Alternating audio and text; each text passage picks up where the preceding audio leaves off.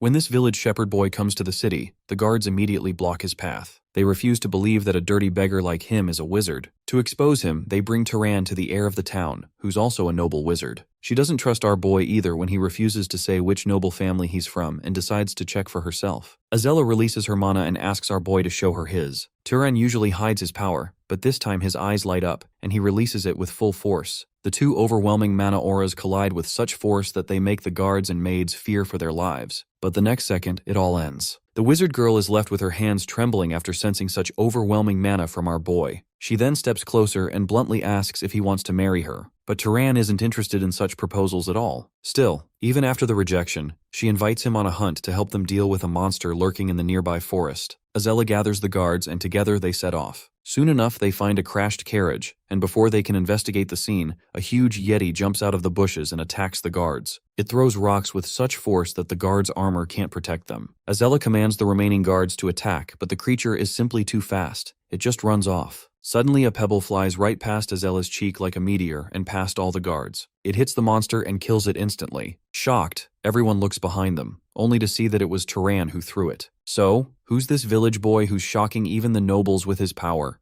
This little boy called Turan is a wizard, and he gets his powers as soon as he hits 10 years old. He can easily manipulate any object around him. He happily tells his mother about his new powers. But much to the boy's disappointment, his mother is terrified, especially when he tells her how he used telekinesis and how he can create fire and wind too. In complete horror and anger, his mother demands that he stop using magic. Our boy is confused, not knowing what he did wrong, but his mother sits down to have a serious talk with him. She asks if he wants to live with her for a long time, and like any little boy would, Turan says yes. Using that as a hook, she forces him to make a promise, ordering him never to use his powers again and never to show them to other people. Turan feels uneasy and asks why, so his mother tells him the infamous story of the noble and the knight. The story is familiar to the boy. He knows that people with special powers are considered wizards, even if they are nobles or knights. However, nobles and knights are very different. The nobles in this world are actual descendants of the divine people, a race called the Freyans, who vowed to save old humanity. Knights, on the other hand, are descendants of those same nobles whose blood has been mixed with regular humans. Turan already knows this story, and his mother uses it to explain that there's a clear distinction between nobles and knights, even if they share similar powers. Then she reveals the real reason why he should never use his abilities.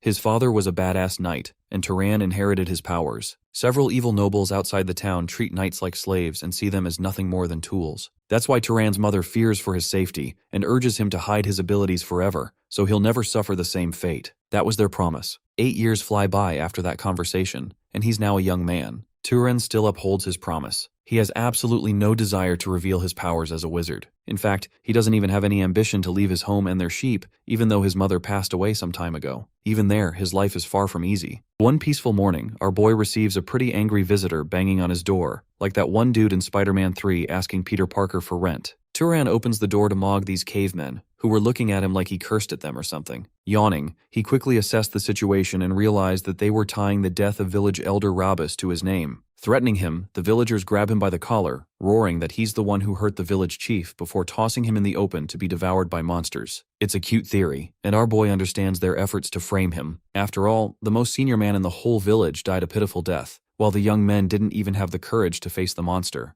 Turan points out the reality, how these clowns are merely shifting the blame at him for their own cowardice. Rage-baited, Sideburns tries to deck him with a punch, only for our boy to duck that shit with finesse. He propels himself right back and headbutts the guy's freaking nose in, reflecting how magic is the most convenient tool in the world. Everything he wants comes at the cost of mana. He doesn't even have to start a fire to move the world. With just a whispering command to fall over, he takes down another guy, then goes on to dodge the swing of the third. Turan is so good at using magic that he does it without anyone noticing, just enough for his opponents. No, I mean, his victims don't die. Kashimo 2.0 bashes another guy's head, promising to dominate every single one of his opponents. He destroys them left and right, and just like that, all of them are on the ground while he's dusting himself off. And that's how he's been concealing his identity as a wizard a secret. Turan scoffs that these idiots should have saved their energy for the old man's funeral, and then turns to face the ladies, asking if they want to catch these hands too. They assure him that they're just here to check on him, but our boy isn't a simp and tells them to take these bodies away. Here's what really happened a few days ago. The village chief got news about existence of a terrifying monster found at the village entrance. The creature's body was drenched in black with a size as enormous as a house. The chief planned to take care of the monster by hiring a wizard to exterminate it, and until then, adults and children were told not to enter the forest. Coming across a monster as a regular human means certain death, because only wizards are powerful enough to kill them. Rabus decides to pay a visit to a kid on Hizaril Hill, the shepherd Turan. The kid lives a boring life, repeating the same loop every day until the old man comes around to get on his nerves. Turan has no motivation to follow his orders because soon after his mother's passing, the old fart tried to steal their sheep.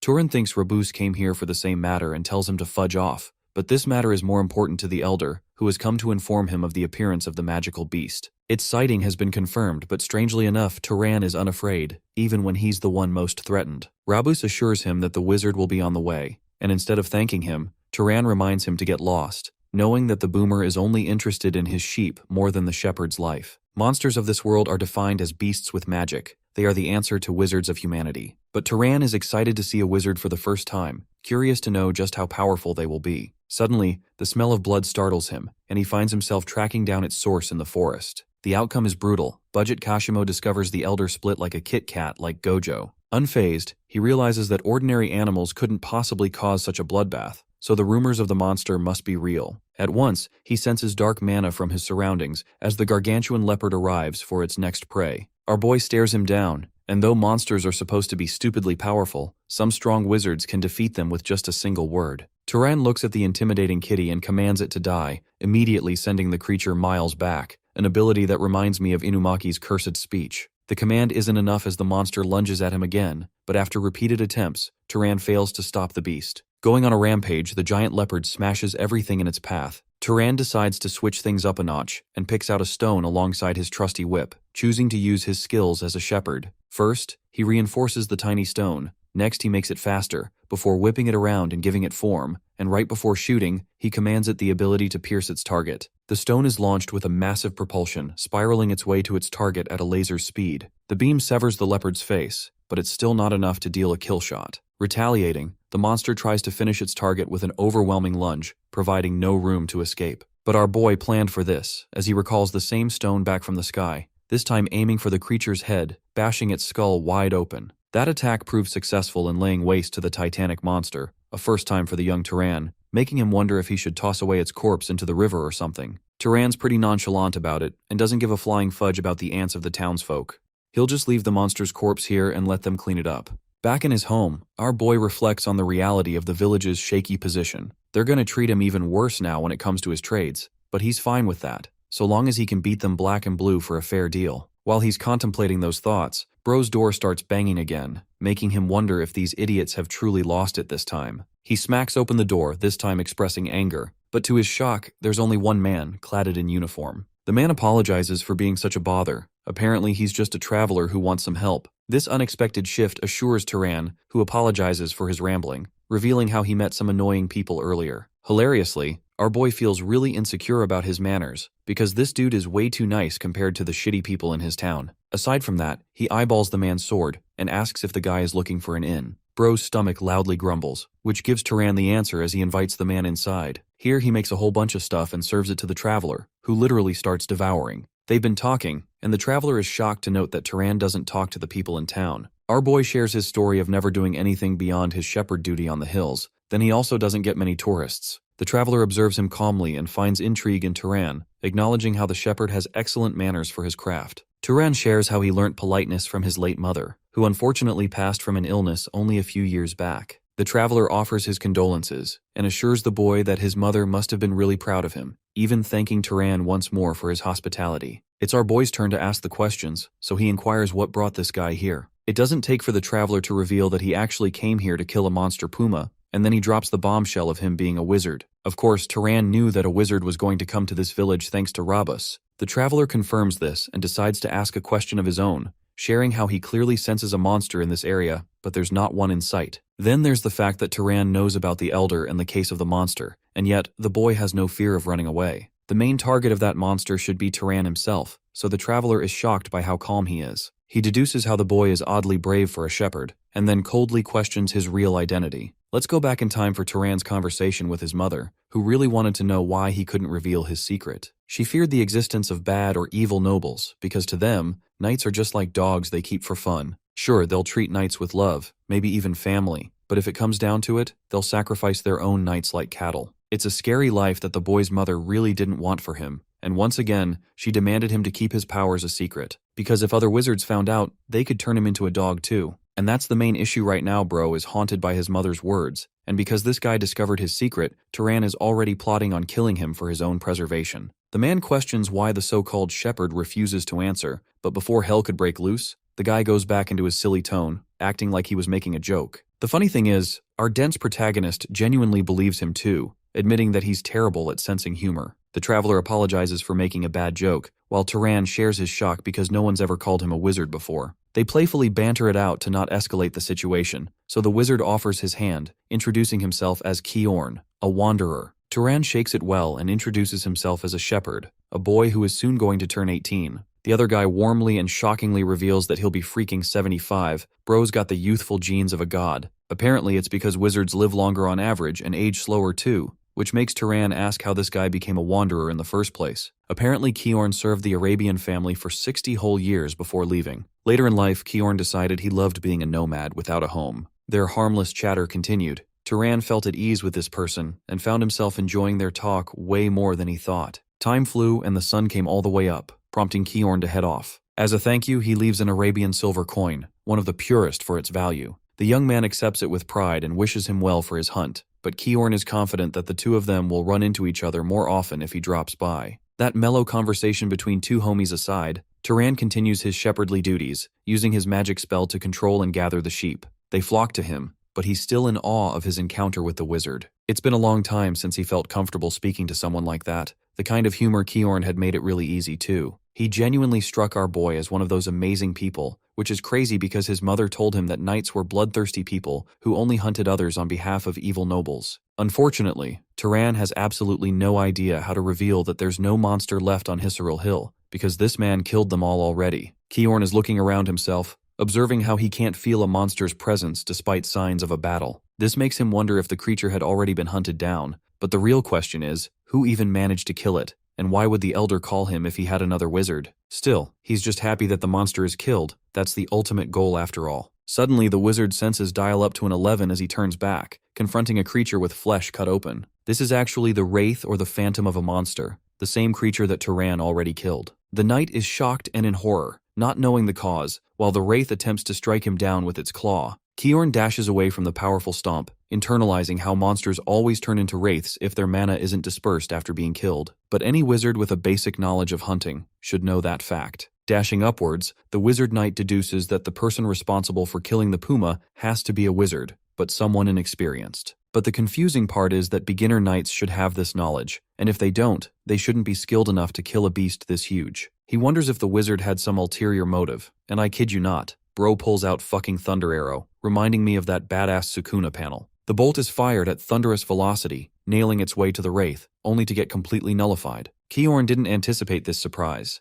The only time this could happen is if the monster's mana is far superior than even his own. Suddenly, the wraith disappears into the wind, making him wonder if the creature is trying to counter his magic with its own. Emerging from the wizard's own shadow, the monstrous curse erupts from behind, flanking Kiorn with a heavy blow. The wizard knight barely survives with his arm slashed, realizing that this kind of creature is far stronger than the average knight. Dashing away, he takes his distance, questioning how the hell a monster wraith this powerful even popped up here. From the looks of things, Kiorn doesn't really have anything up his sleeve and thinks he's dead meat. Mustering one last attempt not to die worthlessly, the knight strategizes an all-out attack to kill both of them. He concentrates all of his mana into a single hand with the intention of stabbing the creature as soon as it attacks him. The wraith initiates its strike, ushering the wizard to load up his punch and dash towards his certain death. It seems like the end is grim for the climax of this battle, until a blue light beams its way from the forest and obliterates the creature with a pointed strike. The wizard is at a loss for words, while the wraith goes down after a single hit. Turan asks if he's alright, exposing himself,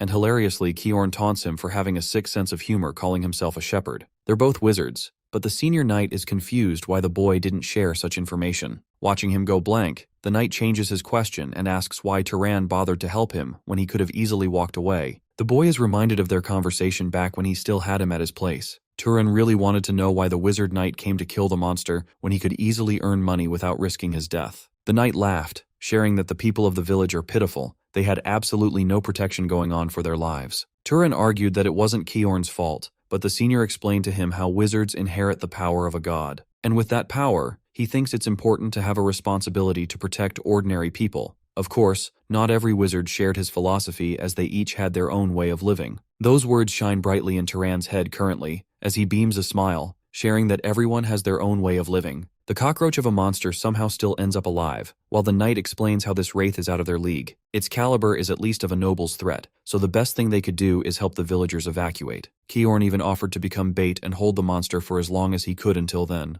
Of course, Bro was talking big, but he genuinely has no tricks up his sleeve to take this creature out. Turan astonishes him, assuring him that it's all okay, implying that he hasn't even gone all out. The realization that a young boy like him had talent rivaling mages baffled the veteran knight. Right now, he wasn't witnessing a naive person's outrage. He was witnessing absolute cinema and peak. Turan imbued Super Saiyan blue aura and showcased talent that could very well topple the world upside down. Turan challenges the creature to find out the depth of his own limits, but Kiorn is frightened and tells the boy to back off as they're dealing with a dangerous monster. Distracted with this talk, Kiorn has no time to dodge an incoming monstrous strike, one that is countered by our boy, who smashes the creature into the nearest structure. The knight now understands that he's only getting in the way of the boy by taking this fight. If anything, he has to settle down and keep close eye on Turan's ever-growing talent. We get to see beautiful spiral strikes spammed on the monster, but despite Turan's attempts to take it out in one go, the wraith refuses to die and gains on him again. This is when Kiorn reveals that wraiths are immune to physical attacks, which makes our boy question how he's supposed to get rid of it then. The solution is to use fire or lightning, so Turan extends his hand and concentrates a lump of fire to form on the wraith's flesh. Even something like that doesn't make the creature budge, but apparently that's not the goal at all. Kiorn reflects that for a wizard's powers to truly affect another being, they must establish an order of cause and effect. This is extremely basic knowledge, and yet, the boy doesn't even know that. This makes him slowly realize that Turan is actually the same kid who killed the original monster and stupidly left it alone to become a wraith. Long story short, this kid has never in his life ever absorbed mana before. The veteran knight instructs him to make some fire and then shoot it pointedly at the beast. Adopting this approach, our boy casts a spiral of flames in his hand,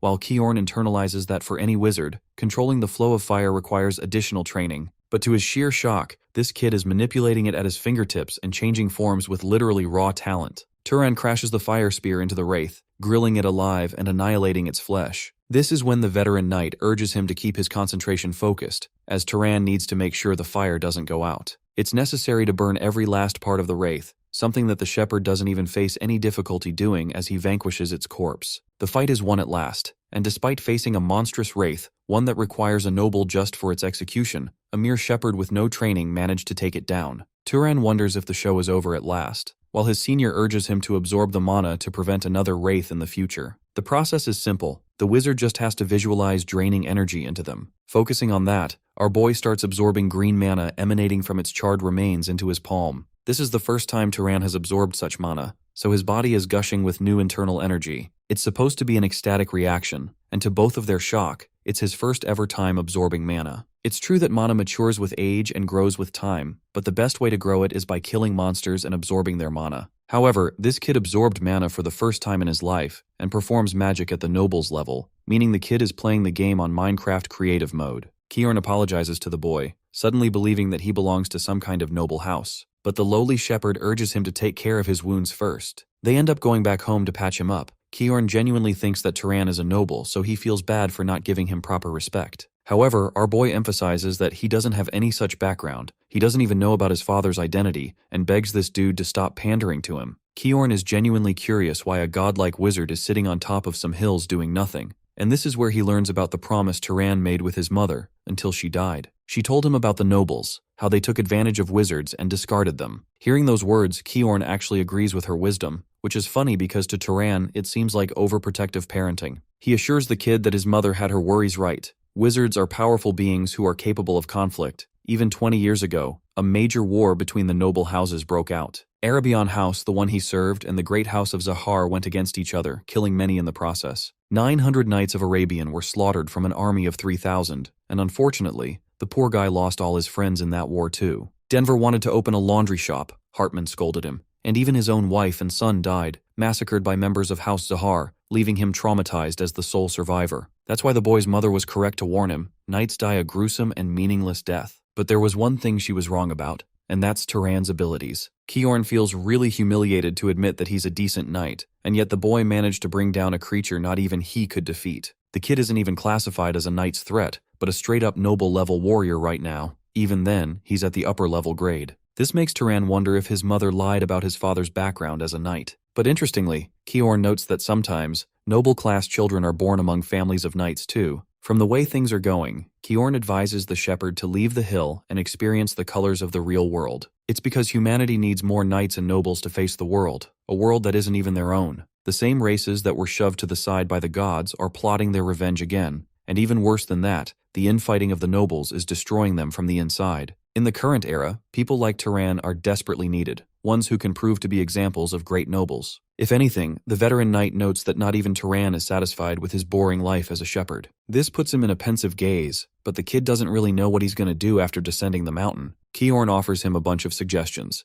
to chase wealth, fame, authority, or family and friends. All of those noble pursuits are difficult to achieve on this hill. He tries to help the boy visualize his new adventurous fate. Turan could go around hunting monsters or even become an explorer in the unknown. Even better, he could get adopted by a noble family and pursue political power. After his words, Turan admits that certainly those paths would suit him better than the boring life of herding sheep. In fact, it's the first time he's had genuine curiosity for what lies on the other side. The veteran knight fears disappointing the kid by placing expectations, but promises to support him in every path imaginable. Suddenly he inquires about his bloodline ability, but Turan doesn't even know what that is. The knight remembers that he's untrained and explains the concept of a bloodline ability, which is basically a trait that each noble inherits from Freyans, their ancestors. This ability is the very deciding factor between nobles and knights. Kiorn tries to figure it out by asking if there's any spell that the boy felt was too easy for him, one that required no effort to use at all. At first, Turan thinks it's his boosted physical strength,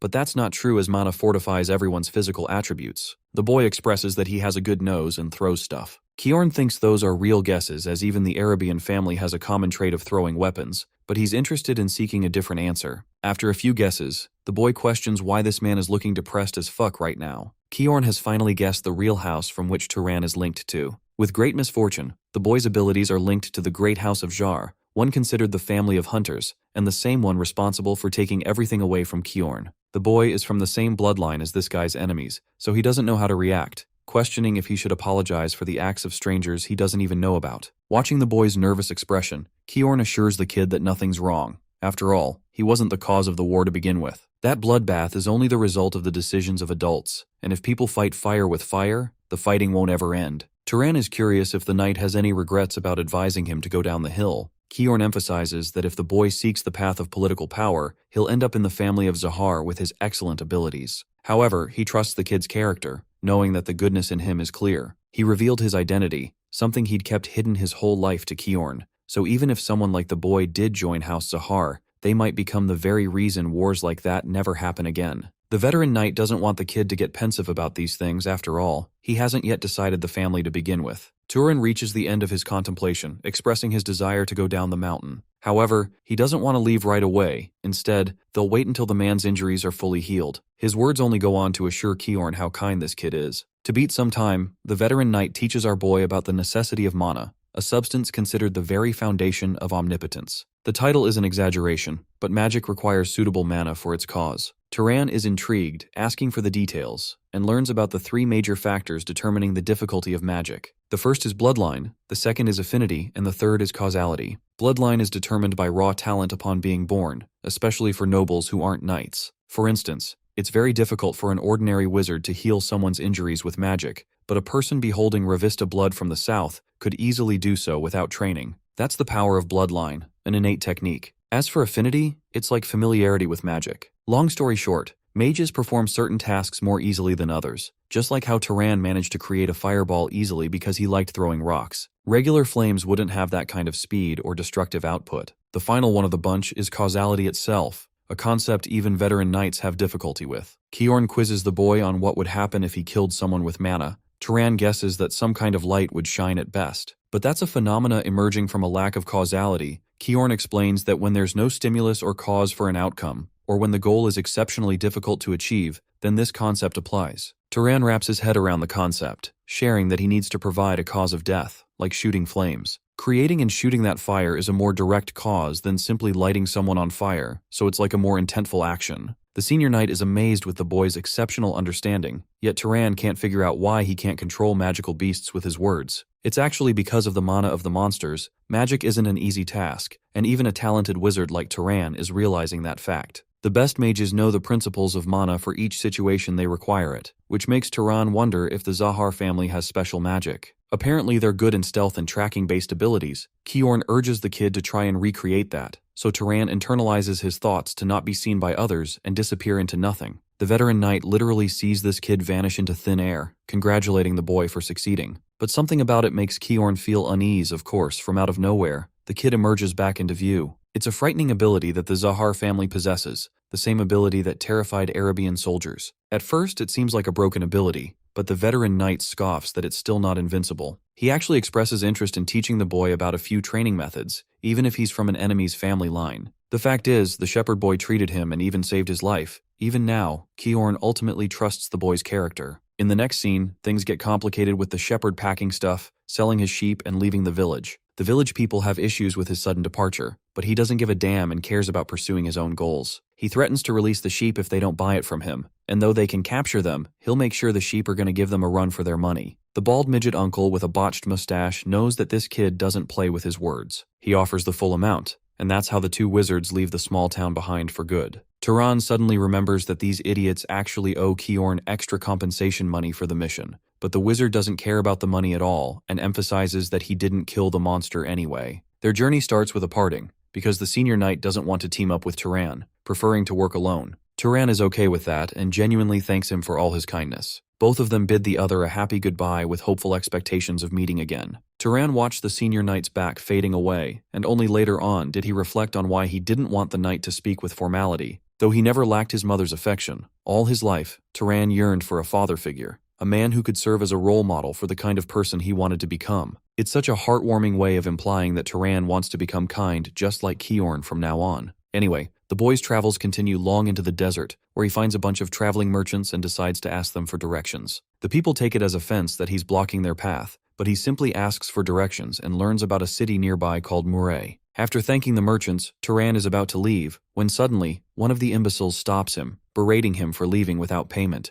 To these scumbags, even information comes at a cost as they draw their weapons. They demand the boy to take his bag right off, basically confirming that these guys are a bunch of rats and bandits. Their leader shares that this is a wasteland where no one would give a damn about someone's death, so it's kindness in their eyes to spare the boy's life and only hunt his belongings. Turan realizes at this moment that these guys wouldn't even mind killing others if it came down to it, and is reminded of his experience with the veteran knight. Instead of fear, the boy feels delighted to use them as his test subjects. The bandits roar in laughter, calling the kid a show-off, until that same show-off puts their asses in a tornado with a wind spell. Instead of using direct wind, Turan shaped it efficiently and exhausted far less mana too. This makes casting spells even easier for him, while dazing his opponents effectively at the same time. Bringing out some water from his flask, he manipulates them into an icicle bullet, and honestly, the way he's hovering them is so badass. Without any fear, Turan launches them into one of the bandits, ripping his flesh. Though this spell is fine, he doesn't really like it as much. The bandits immediately offer their surrender, not having previous knowledge of the boy's powers. While the leader is creating a distraction, 3 of his goons are flanking the kid from behind. Turan casually slams his foot on the ground, erecting obelisks to take down all of them. The bandit leader watches in sheer horror as the boy killed all of his men without appearing shaken at all. Now that the positions have switched, Turan asks the bandit leader an important question. Why did they foolishly attack him without a plan, as anyone could have been a wizard? The reason is because the boy lowered his head. He was far too nice to even a bunch of rude people, making it seem like he's a commoner. Turan has learned something new again, and right when the leader thinks he's about to be spared, Bro gets cooked with an ice bullet. In a flashback, we learn that Kiorn advised the boy never to show any mercy to bandits or bad people. He needs to kill them on sight, because sparing such lives could end up threatening the lives of 10 others. The 17-year-old is done waiting around, and intends to use the same road the bandits took for his journey. On his way, one thought was haunting him, swallowing him from the inside. It's the fact that he actually killed people. Though he felt guilt, he couldn't spare them, because the veteran knight's warning rang true. Any people who exploited others without hesitation in their hearts needed to be taken care of. The tracks faded until he reached his end destination. The boy's heart settled upon the scenic view as he stepped forward to a new world. He looked down at the small city of Murray, expressing wonder. It's his first time traveling among such a large group of people. Even the buildings are different from his tiny village. The feeling is grand for the village shepherd, so he goes up to one of the fruit merchants, but clarifies that he's not a customer. Based on Kiorn's advice to look for an inn, he wants to ask directions, but the merchant is so rude to him for wasting his time, making Turan wonder if he should buy something first. The boy asks for an apple and picks out 2 ducat coins as payment. After handing the payment, the merchant tells him directions to a certain inn, one called Pub and Inn. After arriving here, he meets Lena, a gorgeous staff member who welcomes him in. He asks for a night's worth of stay, which sets him back by 16 ducat. I don't think bro even cares about the price when he looks at her smile. After the payment, he asks Lena about a monster with a bounty nearby. Basically, his goal is to absorb mana as much as possible and earn money in the same manner. To his shock, the woman is baffled and tells him that nothing is free in this world. Again, bro has to catch a drink just to earn information from her. Lena mentions City Hall, and when he expresses confusion, she catches on that he's from the countryside. She explains that city halls have officials working around that are appointed by the Lord, and it'll be open tomorrow for him to look for a monster bounty. Lena asks if he's a monster hunter. Again, our boy is unfamiliar with those terms. Basically, monster hunters are normal people who have the desire to become a wizard, and she doesn't realize that bro is already a top-tier wizard. Midan, an actual monster hunter, comes around to confirm that people do in fact become wizards by killing monsters. This dude is apparently still alive after his dangerous mission and doesn't want to go down until he becomes a wizard. Expressing interest in Midan's words, Turan asks for more. Basically, if wizards can get stronger by hunting monsters, the same goes for ordinary people who can keep killing until they become one. The 4 alongside him are training to become wizards too, which makes our boy wonder if at least one of them has become a wizard yet. Apparently, there are only 3 to 4 wizards available, all working under the city lord. Midan asks if Turan has a weapon at all, and when he sees a tiny sling, he's impressed with how worn out it is. Midan is such a cool guy that he doesn't even berate him, and encourages Turan to hunt rabbit or fox monsters. These guys are in need of a shooter, so they actually pitch our boy an offer to join their team. Of course, Turan is like a smurf for these dudes, so he declines the offer and rests in his room, thinking about how he doesn't share any desire to join a team like that. It's still baffling that he left the village, not knowing what will happen from here on out. Suddenly, the boy hears a sound, initiating another flashback sequence. Kiorn always told him to keep his guard up, even when it came to an inn, as the city is dangerous. Pouring some of his mana in his hand, the boy reaches for the door and slides it open. It's just Lena, who came here to make him hot because his room is too cold. Wink wink, my cultured men, because I think we all know what the author means by that. Lena plays pretty ambiguous and explains her intention. This girl is a horn dog for money and she's happy to do anything for him for the amount. She gives him a look that no man on planet Earth could ever refuse from that distance. Our boy is bricked as shit in the head while she's confused as hell. Turan remembers Sigma male Kiorn's warning not to do shit like that because prostitutes can easily take advantage of someone with STDs. Though wizards have resistance to it, the risk of passing it on makes it worse. That's why he refused her just now, sending her grumpy and horny ass down. Our Chad goes back to bed, realizing how transactional these cities are for everything. While he felt weird with Lena, he hears Midan and his boys asking about his intention of making the kid join the team. Even though the kid looks like he'd only be good for monster bait, Midan actually saw the Turan's look in his eyes and remembered his childhood self. He wanted to take care of him and invited him to the team for it. This guy is genuinely the ultimate homeboy. Overhearing that part, Turan finds some closure in the city's warmth. The following day, he goes to the city hall to meet with an official. The boy politely states his request to hunt monsters, while Kiorn's words ring to his memory again. People don't like treating each other with kindness, finding no reason to pursue it in the first place. In order for someone to respect you, he told the boy to just reveal his secret of being a wizard.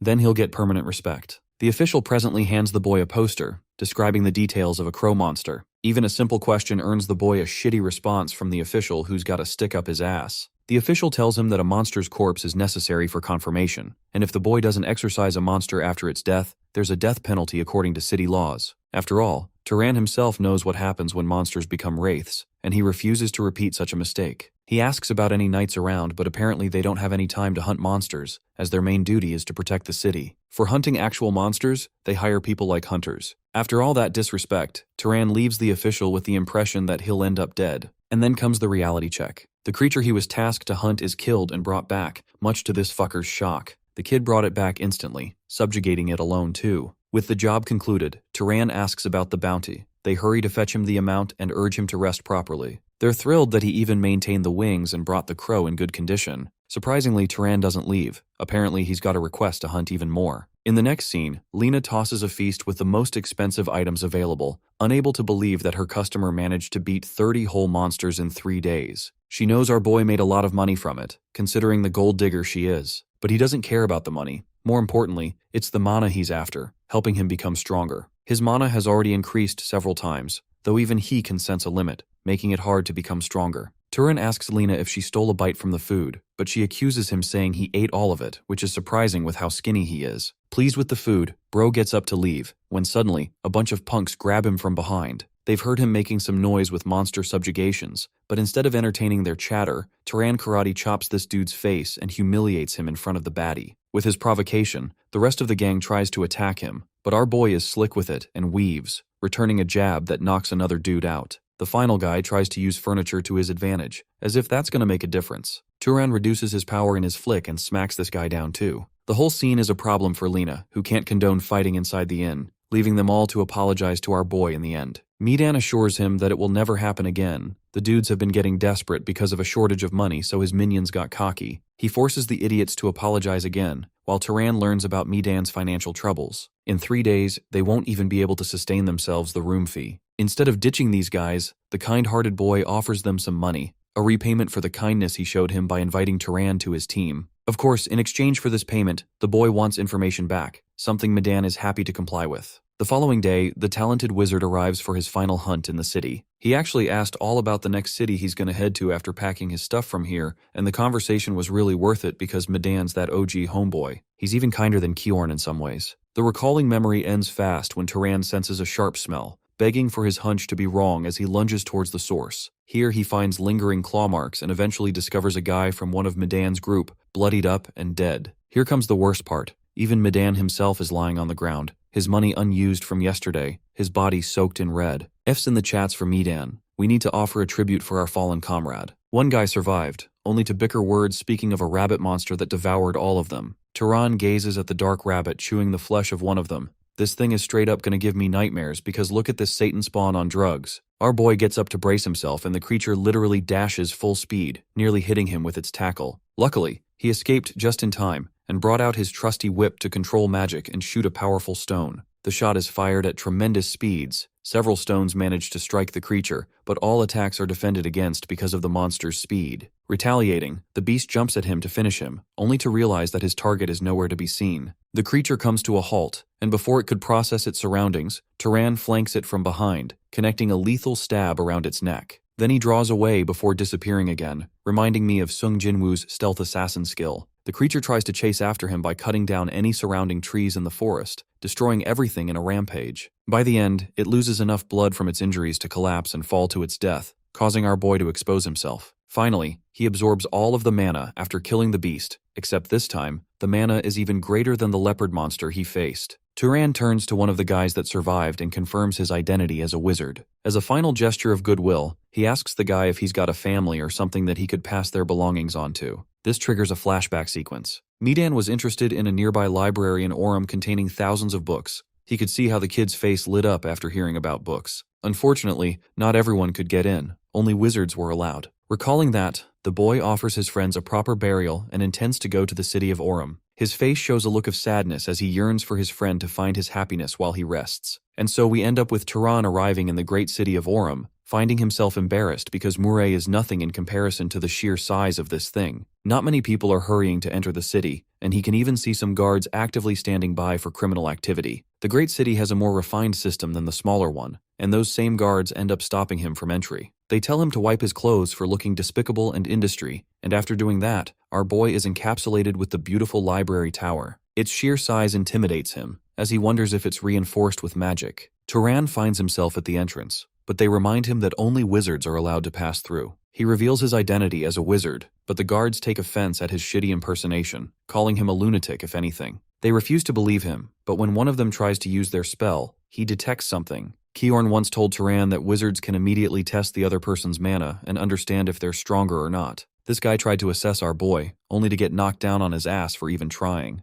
Bro has the fear of death, realizing this isn't a normal wizard at all. Kenya introduces himself as a knight of House Valtas, begging to know what house he belongs to. Luckily, Turan doesn't have to state the name to enter, but the Master of Valtas does need to authorize him first. In the next scene, Turan is taking a bath, annoyed that the process is long and complicated. Bro is currently receiving massage by the maids, who need to wash him or else they'll be punished. Hearing that, he lets them continue to their heart's desire. One of the maids is amazed when our boy actually comes out looking drippy as hell with that suit. All three of them worship his beauty, even pleading him not to speak to them casually because he's acting like they're his friends. Next comes the real deal. A woman boasting pink hair comes to meet the guest, immediately mocking him for looking like a beggar at his first arrival. Soon after dressing him up, the same guy now looks like a prince. Turan introduces himself calmly, receiving Azella's name in return. She wants to know about his house, but he refuses to state it for personal reasons, inviting more intrigue from her. The bratty noble decides to play a prank on him, so she lets loose an intimidating aura, threatening him to use his mana while he looks at her confused. Turan feels a bit overwhelmed as his mana is assessed, but he quickly gathers himself, raises his defenses, and returns the favor. The surge of mana radiating between the two is so intense that even the nearby guards and maids struggle to keep their footing. Once her assessment is finished, Lady Azella Valtas looks genuinely impressed by what she finds. Unfortunately for our hero, the lady is about as subtle as a brick to the face. She immediately throws out a marriage proposal without the slightest warning. The completely unexpected attack catches Turan off guard far more effectively than the mana assessment ever did. While our boy stands there looking absolutely flabbergasted, Azella simply laughs at his reaction. She then leaves with her attendant, casually reminding him that the throne beside her remains vacant if he ever changes his mind. As she walks away, Turan notices his hand trembling slightly and realizes that the girl's mana may actually exceed his own. The thought leaves him wondering whether this level of power is considered normal in this world. With that question still stuck in his mind, he later appears before Azella's daddy, Rug Valtas, the Lord of Aurum. The Lord quickly handles the introductions before asking the boy why he wants access to the library. Rug wants to know his true intentions and makes it clear that the library may end up being far less impressive than people imagine. He explains that all the rumors about ancient magic hidden inside or secret methods for increasing one's mana are completely fake. Turan replies that he never came expecting anything like that in the first place. Once the Lord is satisfied that the boy is not chasing unrealistic fantasies, he tells him to get some rest for the day and return tomorrow to use the library. The following day, Turan arrives at the gates of the Sky Library, and this time the guards welcome him with surprising politeness. He is immediately amazed by the architecture inside, staring up at the enormous ceiling and the seemingly endless interior. Despite the sheer size of the place, there appears to be only a single person inside, the librarian himself, who greets him with a friendly wave and a smile. She explains that the Lord personally ordered her to go over the rules for using the library. While our boy is still trying to process why a little kid seems to be running the entire place, the girl continues listing the regulations. She tells him that he will have to pay for anything he damages, and that no books are allowed to leave the library. After finishing, she points directly at him and warns that she will be keeping an eye on him the entire time. Turan politely asks her to stay a little farther away since it is difficult to concentrate with someone constantly watching him. After that, he heads toward the shelves and asks the librarian for books that can teach him the common knowledge of this world. The librarian picks out several suitable books, explaining that most of the collection is hundreds of years old and would not be very useful for what Turan is looking for. For the first time in his life, our boy holds an actual book and quickly opens it. He is amazed by the amount of knowledge inside and soon develops a habit of reading every day. As time passes, he gradually gains a solid understanding of the world's geography and the many races living within it. He also learns about monsters, relics from the ancient empire era, and even how various items are manufactured throughout the world. A few days later, Turan is summoned by the Lord of Aurum. The Lord bluntly reminds him that access to the library was granted as an act of goodwill, and that he should not assume such generosity comes free of charge. As compensation, Lord Rug asks him to hunt down a monster. He explains that the northern route, one of the region's most important trade roads, has been completely blocked for the past 10 days. Hearing that, Turan quickly realizes that the timing lines up perfectly with his own arrival. It becomes pretty obvious that the reason he was granted such easy access to the library was because this favor had been waiting for him from the very beginning. As the scene shifts to the following day, Turan sets out to hunt the monster alongside the rest of the Valtas expedition team, which even includes Azella herself. The lady complains that it is completely unreliable for her father to send a guest on a monster hunting mission. She openly labels her daddy a troublemaker, prompting her knight to step in. The knight introduces himself as Marvin Valtas and tells our boy that he is looking forward to working with him. Meanwhile, Azella keeps urging everyone to move faster so she can finish the mission quickly and get back to her beauty sleep. During the journey, Marvin casually asks Turan whether he is interested in her, and as expected, Turan immediately denies having any such intentions. This makes the knight relieved, as if he was making sure he has no competitions. Before long, the mission team comes across a wrecked carriage. It appears that because the Valtas family had forbidden travel to the north, these merchants must have approached from the south and unfortunately ran into trouble. Turan notices a monkey-shaped palm print and points out that it was likely the work of a monkey-type monster, which probably retreated back into the forest after attacking the merchants. Turan suggests that they should follow the trail and track it down. However, both Azella and Marvin admit that they do not possess any magic suited for that kind of pursuit. Marvin is about to call for a knight who specializes in tracking, but Turan proposes that he can give it a try himself. He picks up a handkerchief left behind and begins examining it through its scent. Luckily, he manages to pick up a trail and points everyone toward a specific direction. The entire expedition follows his lead and eventually arrives at a river. There, the scent suddenly disappears, leading Turan to conclude that their suspect monkey was clever enough to wash itself in the water to avoid being tracked. Just then, their suspect launches an attack from behind, hurling stones toward the group. It quickly becomes clear that this is not a monkey at all, but a gorilla. While Turan jumps aside to avoid the attack, Azella responds in a much different way. She uses several knights as disposable meat shields to block the incoming stones before casually tossing them aside afterward. Watching this unfold, our boy cannot help remembering that his mother might have been right about certain things all along. Azella immediately orders the surviving knights to attack, but the gorilla suddenly turns around and starts fleeing. The group rushes after it, though the lady worries they might lose track of the beast because of its speed. To her surprise, Turan solves the problem himself. Using his stone throwing skill, he launches a rock that tears straight through the monster, dropping it in a single strike. Everyone immediately turns toward our hero, completely stunned by what they just witnessed. Azella quickly follows up with her flame ability, releasing a scorching serpent that finally puts the wounded gorilla out of its misery. Even our hero finds himself impressed by the power of the Valtas family's pyromaniac bloodline. Once the mission is finished, the lady comments that the rock Turan threw almost gave her a chill as it flew past. Marvin immediately teases her by asking whether she was actually scared. Meanwhile, the knights who accompanied them are in rough shape. Several are covered in blood, some have broken arms, and others are still bleeding heavily from their injuries. Turan looks over at Azella and Marvin and quietly thinks about how easily most of these serious wounds could have been avoided. The sight leaves a bitter taste in his mouth because the knights were treated as little more than meat shields. Marvin notices our hero staring and asks what he is looking at. Before Turan can answer, Azella calls him over so they can begin absorbing the mana from the fallen gorilla monster. Turan starts harvesting the mana, and while doing so, he recalls something he learned from the books in the library. According to the records, the total amount of strengthening gained remains the same regardless of how many people absorb the mana at the same time. While Azella and Marvin have already reached their growth limits, Turan continues absorbing mana. Watching this, the lady finally begins to understand why her father insisted on sending their guest along on the mission. His mastery over magic appears incredibly advanced, and despite everything he has already shown, he still has not reached his own limit. The expedition team returns to town by evening. Along the way, Marvin openly praises our boy for tracking down the monster, admitting that they likely would never have caught it otherwise. He also points out that Turan was the one who found the trail in the first place, making him responsible for the success of the entire hunt. Turan, however, is not particularly satisfied with the outcome. He regrets allowing the monster to strike first because he had not realized that the gorilla possessed detection abilities as well. When Marvin asks what he means by the gorilla's skills, Turan explains that it has awakened abilities, something many magical beasts can develop over time. He goes on to explain that the gorilla they defeated had unusually large hands and eyes, which likely indicated that it had awakened skills related to throwing objects with tremendous force, along with enhanced detection abilities. When Marvin admits that he never would have figured that out himself, and finds it impressive that Turan did, our boy simply explains that he learned it from the books in the library. Marvin responds by calling the library an old-fashioned place that hardly anyone visits anymore. Azella quickly agrees and complains that it is filled with difficult books, which is exactly why she could not even finish half of one. Hearing their complaints, Turan suggests that they simply ask the librarian to recommend easier books. Instead of solving anything, his suggestion leaves him with a far more shocking piece of information. Both Marvin and Azella insist that there is no librarian working there at all. A short while later, Turan heads straight to the library to see the girl, wondering whether she might actually be some kind of ghost. Once he arrives, the librarian casually calls him by name. That immediately raises two problems. First, no commoner or knight would normally dare address a noble so casually. Second, Turan cannot figure out how she would even know his name in the first place.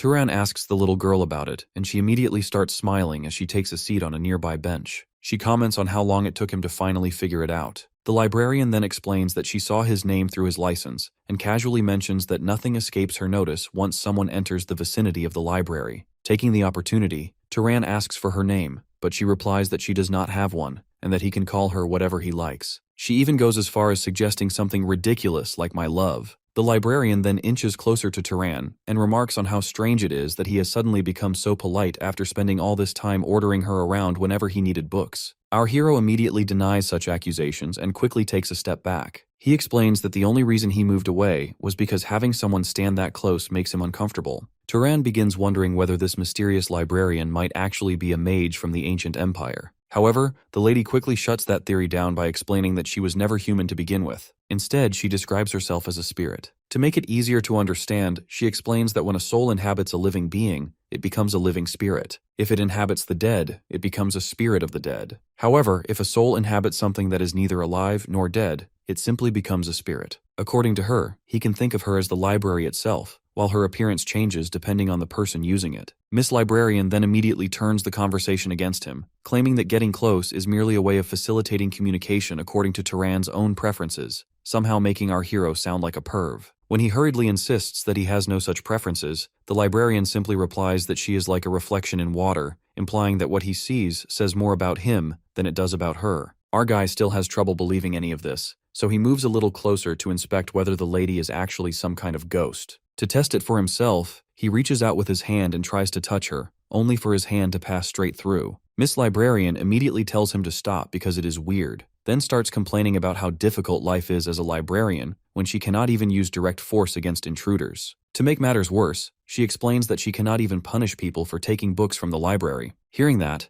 Turan points out that from everything he has learned so far, even the family heads and likely everyone else who has used the library seem completely unaware that a librarian even exists. The moment she hears that, the librarian floats upward and happily tells him that nobody until now has possessed the ability to perceive her, despite her being present the entire time. She has always been there, quietly watching from within the library. She then drifts toward Turan while explaining that her creator designed her in a way that only certain types of people who reach a particular level can recognize her existence. Naturally, she decides to call it a romantic situation since only Turan can see her. Ignoring that comment, our boy instead asks whether those certain types of people are connected to specific bloodlines. That line of thought leads him to another question, and he asks if she can tell him anything about his own bloodline. The librarian responds that this is usually the sort of question a child asks their parents. However, after learning that Turan is an orphan, her expression suddenly becomes a little suspicious as she licks her lips and promises to investigate it if he allows her to examine his body. Turan immediately finds the whole proposal incredibly suspicious and starts wondering what exactly this ghost intends to do. Before he can think much further, Miss Librarian pushes her arm straight through his body. She blushes slightly and comments that they are connected now before getting to work. After examining him, she tells Turan that although there are a few minor influences, his primary bloodline appears to belong to a tracker and hunter lineage,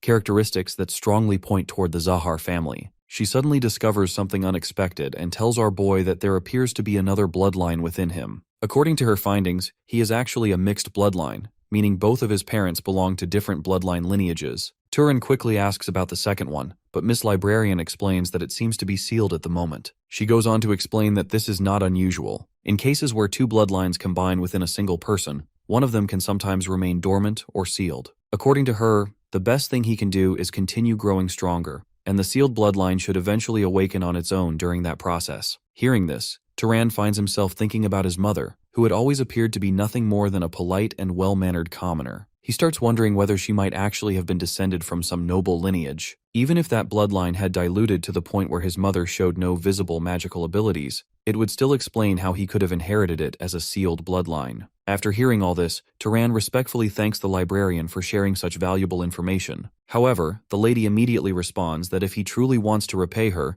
then he should stay at the library for another month. After learning the librarian's true nature, our boy completely gives up on studying alone and starts relying on her assistance. Whenever he read a book, he would ask her questions about its contents and request further explanations. Apparently, Miss Librarian even possessed knowledge from books that had been stolen or lost over thousands of years, and Turan made sure to take full advantage of that opportunity. Through her guidance, he learns the principles of nature through practical explanations that would likely surpass anything taught in even the finest universities or colleges he could imagine. He also discovers the existence of diseases caused by microscopic organisms invisible to the naked eye, and learns how these germs and microbes play a major role in the process of decomposition. Turan also ends up learning about things like the physics behind light refraction and how heat is generated through friction. He studies how injuries occur, how living organisms recover from them. After getting what are basically premium lectures completely free of charge, our boy starts putting that knowledge into practice. He decides to test what he learned about decomposition by grabbing an apple and using his magic to accelerate the decay process. The result leaves him impressed, because now that he actually understands the principles behind it, the spell consumes far less mana than when he used to force things through trial and error, without understanding what he was doing. Like that, Turan's magic improves by several folds in a surprisingly short amount of time. He points out to the librarian that powerful families must have monopolized this kind of knowledge for generations, because if every mage had access to information like this,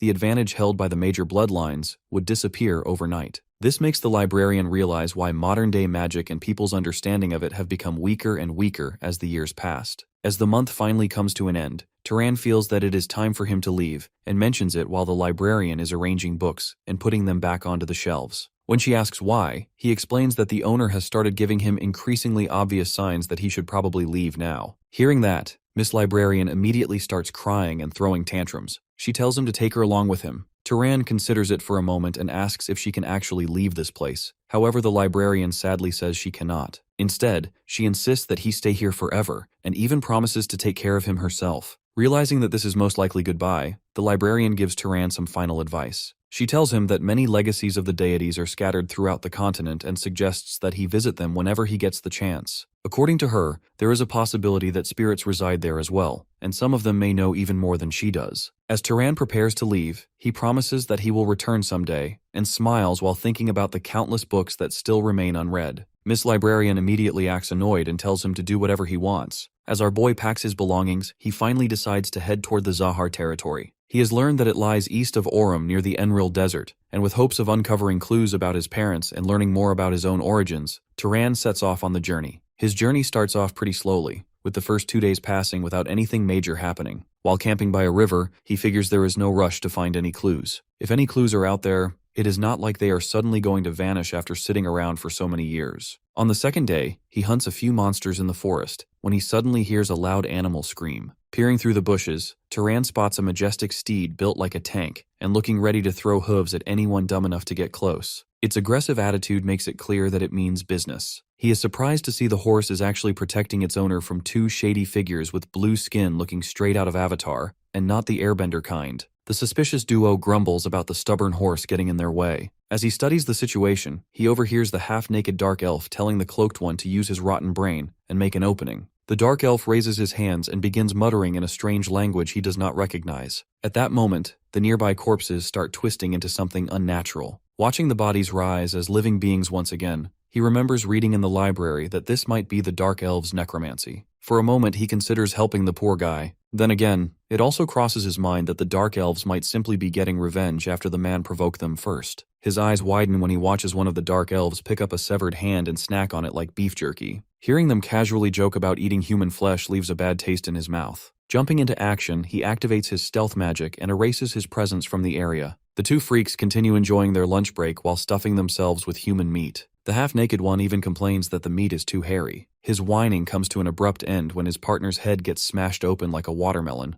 spraying blood from where his ugly mug used to be. As the body hits the ground, panic immediately sets in. He orders his beasts to stay alert and protect him from every direction. Just then, our boy launches another mana-infused stone through the air. It slams into the horn of one of the dark elf's beasts. Realizing where the attack came from, he demands that the hidden attacker show himself. His beast tears through everything in its path, but finds absolutely nothing. The sly mutt figures his attacker might be using invisibility, so he orders his other beast to use echolocation. The ability picks up Turan's signal hiding in the bushes nearby. Our boy deactivates his stealth magic. The dark elf immediately orders his undead servants to turn him into dinner. Turan has other plans, however. Clapping his hands together, he conjures a burst of flames and blasts the two creatures with fire. The attack instantly cooks the little fox undead, but the yak charges straight through without giving a duck. Our boy barely rolls out of the way at the last second. It quickly becomes clear that this monster is way too fast for him, and he would be at a massive disadvantage if he had not gotten rid of the other one first. Unfortunately, he thinks that a little too soon because pain suddenly shoots through his leg as that same undead sinks its teeth into him with a nasty bite. He kicks the little gremlin away and shifts his focus back to the yak. Before he can react, it slams into him and launches him straight into a tree. Taking a hit that brutal for the first time in his life, his organs churn and he coughs up blood. Watching him bend over like a scrub, the dark elf laughs his head off. He enjoys making Turan suffer after he dared kill his partner, and swears his end will be a miserable one. Out of nowhere, the elf's smug mug gets introduced to the horse's hooves. After that, the beast tramples him and starts absolutely bullying the clown. He quickly orders his undead to save him, so all three gang up on the horse at once. Fuming from the humiliation, the dark elf loses it and screams that he will erase both of them no matter what. That opening is all Turan needs to launch another stone. The pebble nails its target on the first try and blows the dark elf's head clean off just like his partner's. With that, his necromancy comes undone, and the undead immediately return to being corpses. Having pushed himself to the limit, Turan collapses on the spot. Even though he still has plenty he wants to do, he prepares himself for death as the horse approaches him. Suddenly, the horse stops right in front of him and gives him a grateful nuzzle. He returns the gesture, and the two share a surprisingly wholesome moment. Later that night, Sleeping Beauty finally wakes up to the sound of a crackling campfire. He is startled to find a gray-haired stranger sitting across from him, like they are old pals on a camping trip. When he asks for his identity, Turan lets him know he is the guy who saved his sorry hide from the dark elves that were hunting him. The horse named Tilly backs up the story, leaving the guy with little choice but to trust his savior. Impressed by her intelligence, he points out that the horse is ridiculously smart. Not only did she stay behind instead of ditching him, but she also found a safe place and watched over him until he woke up. Appreciating the kindness, the man introduces himself as Aziz from the Burke family. Our wizard curiously asks whether the dark elves had some grudge against him, or if he somehow made them angry. Completely clueless, the blonde prince says he has no idea why they ambushed him and his entourage during their travels. He explains that his family always told him other races tend to be hostile toward humans. Even so, he never expected that hostility to run this deep. Remembering everyone he lost suddenly hits him like a truck, and tears begin welling up in his eyes. Surprised by the reaction, Turan asks if the victims were his family. Aziz admits they were only servants and knights, but they raised him since he was a kid. Turan feels a little warm inside after learning there are nobles like him who have a heart. He asks Aziz how many dark elves were after him and confirms there were only 2. Even then, he cautiously uses scouting magic to scan the surrounding area for danger. He finds absolutely nothing, which is strange because it's not right for only 2 dark elves to wander around alone. Bowing his head respectfully, Aziz asks if his savior is busy with anything important. Turan replies that he is simply traveling for personal reasons. That surprises Aziz because almost nobody travels alone through places this dangerous. He suspects it even more because Turan looks like the descendant of some powerful noble family. Our boy remains humble and says he is not all that impressive. He only managed to kill one of them with a lucky surprise attack. The other one nearly packed him up if Tilly did not step in to help.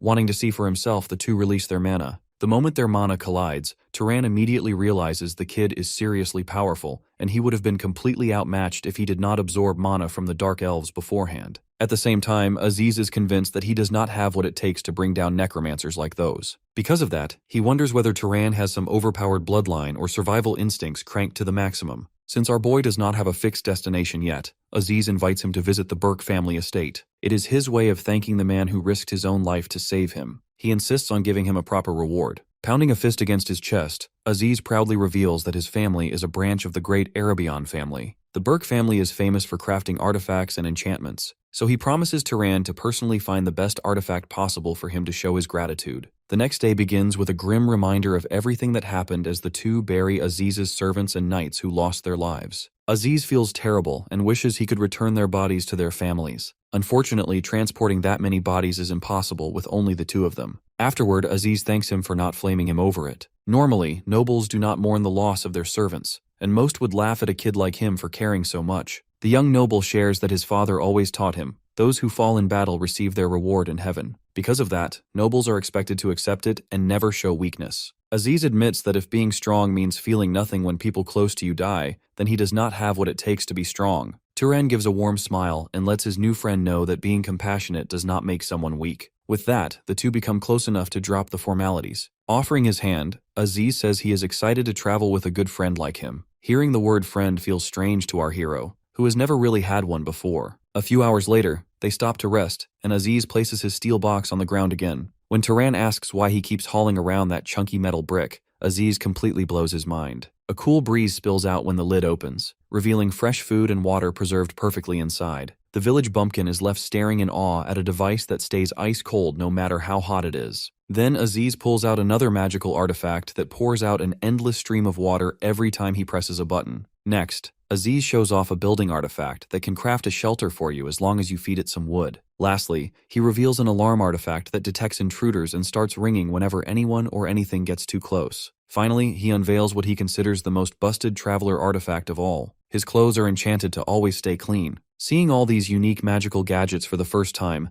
Turan realizes they are not the kind of items an average Joe could ever hope to own. Bro genuinely thinks the self-cleaning clothes alone are already good enough for saving the noble kid's life. But Aziz proudly declares that something that trivial is nowhere near enough in exchange for his life. He promises to get him something truly worthy, even if he has to argue with the family elders to make it happen. The young noble continues by saying that Turan's skills are even crazier than his artifacts. He has already lost count of how many different kinds of magic our hero has used since the start of their journey. The guy can turn invisible, manipulate earth, freeze things whenever he wants, and throw lightning around like Thor. That makes Aziz wonder whether it is the result of relentless training or a special bloodline that lets him learn any magic he wants. Turan goes quiet because, honestly, this stuff kind of just happened on its own. Aziz quickly realizes he is being delusional because there is no shot a bloodline that absurd actually exists. Anyway, he becomes curious about Turan's age since they look roughly the same. The guy jokes that he might secretly be some immortal 69-year-old sage pretending to be young. His eyes nearly pop out of his head when Turan reveals he is about to turn 19 in a month. Then the so-called noble kid drops an even bigger surprise by revealing he turned 43 last year. The guy is completely blown away that someone so young managed to delete 2 necromancers from the server with such tiny mana reserves.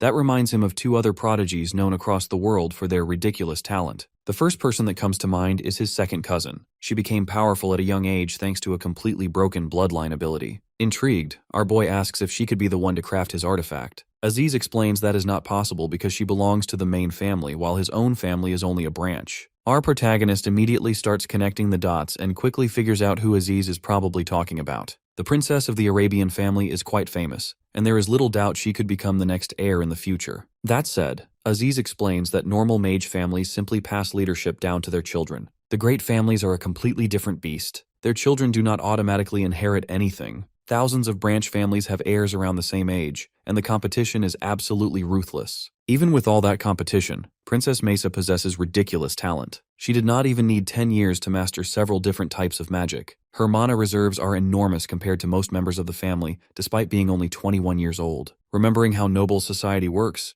Turan asks whether branch families still have to offer up their funerals to Mesa. Aziz confirms that part of his uncle's mana was absorbed by her while he received the rest. Our hero immediately realizes why the main family is able to maintain control over thousands of branch families. Before long, Aziz points toward their destination as it finally comes into view. The Deccan plains stretch endlessly with grass as far as the eye can see, all of it belonging to Arabian territory. Later, upon arriving at the Burke family residence, Aziz finds his mother waiting at the front entrance to welcome her precious baby boy home. The overgrown man-child immediately rushes over, hugs his mother, and starts tearing up. Man makes him seriously question if this dude is actually 43 years old. Just then, Aziz's father appears and politely advises his son to at least stop calling her mommy in public. Anyway, Aziz introduces our hero as the friend he met during his journey. He admits that he would not have made it back alive if Turan did not risk his life for him. His mother is stunned because the trip was never supposed to be dangerous. Aziz then reveals that he was attacked by dark elf necromancers in broad daylight. His mother instantly goes full Karen and starts ranting about how those purple turds dared lay a finger on her baby boy. His father quickly reminds her to chill out because everyone is watching. He then turns to the protagonist and asks him to state his family name so he may know the man who saved their son. That immediately puts Turan in an awkward position, so he admits that the answer is not exactly simple. Bro straight up reveals that he was born to a commoner mother and has no idea who his father was. Aziz's jaw drops to the floor on hearing that for the first time. His mother is quite understanding and vows to fulfill her duty to the savior of her family's most precious treasure. While she cannot allow a commoner to stay in the family manor, she promises him a room at the best inn in the city. Aziz argues that it would be rude not to host their guest in the main estate, but she replies that a very important person is currently staying in their home. Because of that, inviting an outsider with no identity is impossible. Right then, a red-headed girl tells her that will not be necessary. After all, it is unlikely that someone who saved Aziz would suddenly pull an Assassin's Creed on her. All eyes turn toward the tall, slender figure standing at the entrance of the Burke estate. With piercing blue eyes, the redhead quietly watches Aziz, who is confused by her unexpected visit. Turan is stunned when he realizes the lady standing right in front of him is the Princess of Arabian. He is mildly disappointed though because the girl has the charisma of a brick wall. Anyway, the princess reveals that some Zahar family dirtwads recently came dangerously close to assassinating her. That is why she is lying low at the Burke family estate. Aziz is stunned to hear that she is not safe even in the main family house, which can only mean one thing. The princess confirms there is an insider involved, though that hardly surprises her since she cannot even count how many people would love to see her gone. With that, the gloomy goth princess says she is tired and wishes everyone good night before heading off to sleep. Since their VIP guest has no objections, our boy spends the night in the second best guest room at House Burke. Early the next morning, he wakes up and heads outside for a stroll. During his walk, he runs into Aziz, who is surprised to find him wandering the halls by himself. The protagonist shows off his village NPC energy again, asking about the glowing things hanging on the wall. Aziz proudly explains that the magic lamp is a simple device all the Burkes use as practice for creating their first artifact. Suddenly, a massive lightning strike flashes outside the window, leaving him completely speechless. Aziz does not even react because he is already used to Mesa's morning practice sessions. Turan asks if she is practicing the Arabian family's bloodline ability. Aziz agrees and admits he has always been a little jealous of the storm magic that makes you feel like the god of thunder himself. Seeing her magic firsthand, our hero grows curious about just how powerful the future heir of one of the great families really is.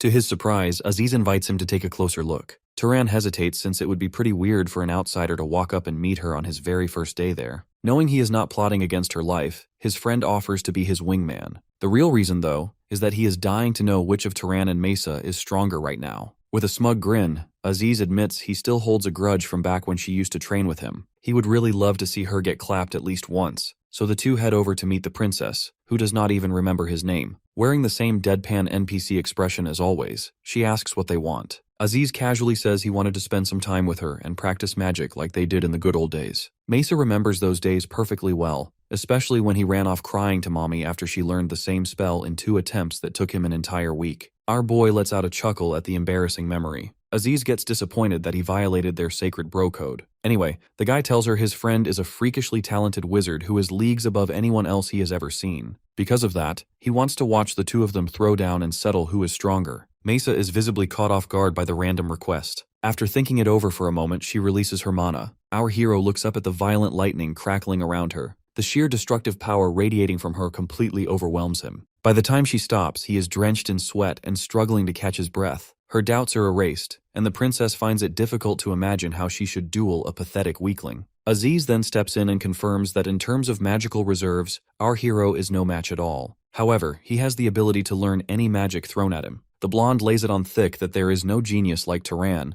and even she cannot match him. Mesa takes the bait and decides to see what this genius can do. Our hero suggests that they should each show a magic that the other has no idea of, and the fastest one to perform wins. Aziz butts in again and eggs his cousin on that it is a good offer. The gloomy redhead agrees to it and even promises to leave her bloodline magic out since Turan does not know his. Taking a step forward, she announces that she will start first, while the two just keep looking. All of a sudden, a tiny plant sprouts out of the ground, but then it suddenly starts growing rapidly. The vines then entangle around Aziz and lift him high into the air, causing him to scream like the man-baby he is. Mesa asks Turan if he can do this plant manipulation. Meanwhile, the blonde keeps on screaming, demanding to be let down before he is going to puke. Turan stares at the poor guy and then crouches, putting his hand on the ground. He recalls that fire creation is simply willing the natural phenomenon into existence, and the same is the case with water, creating it from moisture. He figures that plant creation works the same way. Instead of actually creating life, it is simply increasing the growing rate of seeds in the ground. Pouring excessive mana out of his hand, vines start sprouting out of the ground at a rapid speed, catching both cousins by surprise. Mesa comments that since he realized it was actually a growth spell, he must know the true nature of magic, and asks if he did it before. However, Turan denies it and says that it is his first time. She gets amused that Aziz's claims actually turned out to be true for once, and lets him down in a very undignified manner. Mesa then turns to our hero, and tells him that it is his turn now to decide which magic they both have to perform. Turan goes deep in thought and figures that using the Zahar technique will straight up get his head lose internet connection from his body. He suddenly gets an idea and extends his hand toward a nearby bush. A rat comes running out and the gloomy redhead remains unimpressed, asking if this is it.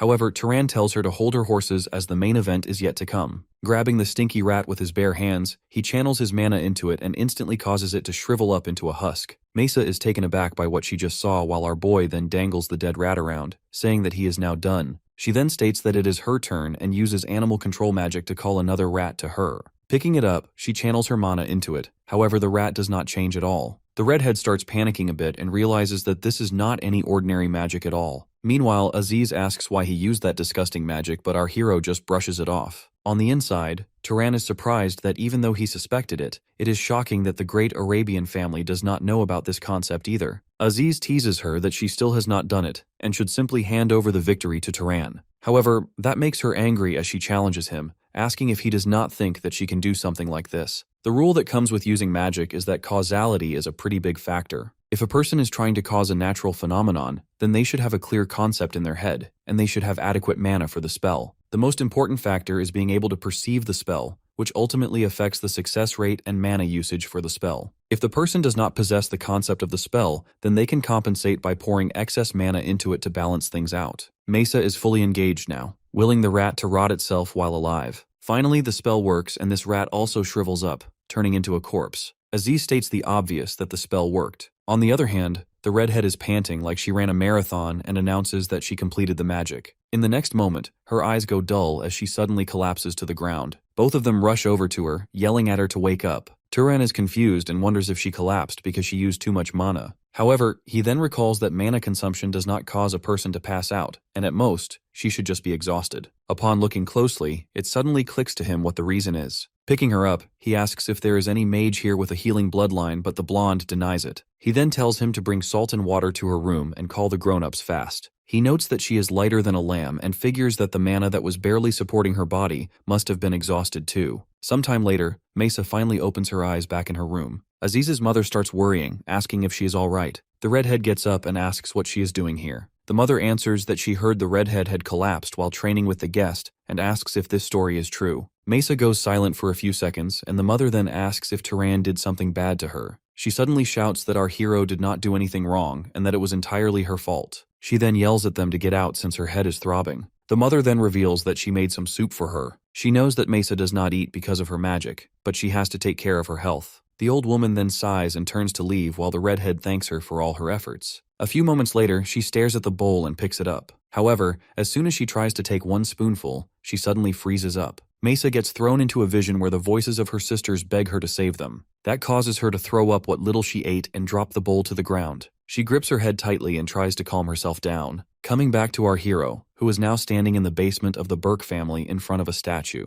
The other guy there announces that the walls and doors of this place are impenetrable and tells our boy to give up any plans of escape. Turan does not even seem all that fazed since he was not planning to escape at all. Haram keeps on insisting that it is very secure while slowly edging closer and closer. Our hero wonders if he is bragging about the defenses, but then he gets surprised as the burly man just starts practicing with his sword as if nothing happened. Turan asks what he is doing, and the man casually replies that he is practicing his skills. Haram keeps on going, swiping, jabbing, swinging. Our boy is amazed since he can see that there is no wasted movement at all, and wonders if such efficiency is humanly possible. He then notices that the burly man is staring at him and apologizes. However, Haram then gets up in his face again and asks what our hero saw in his movements just now. He replies that he thought those moves were incredible. That satisfies Haram, who then goes back to his practice. He states that most nobles look down on swordsmanship since it is easier to use magic from a distance. He rambles on that since their bodies are weak, they try to compensate with magic like a beta. Our hero refutes that unless a person's bloodline magic involves combat, it is less efficient to train with a weapon.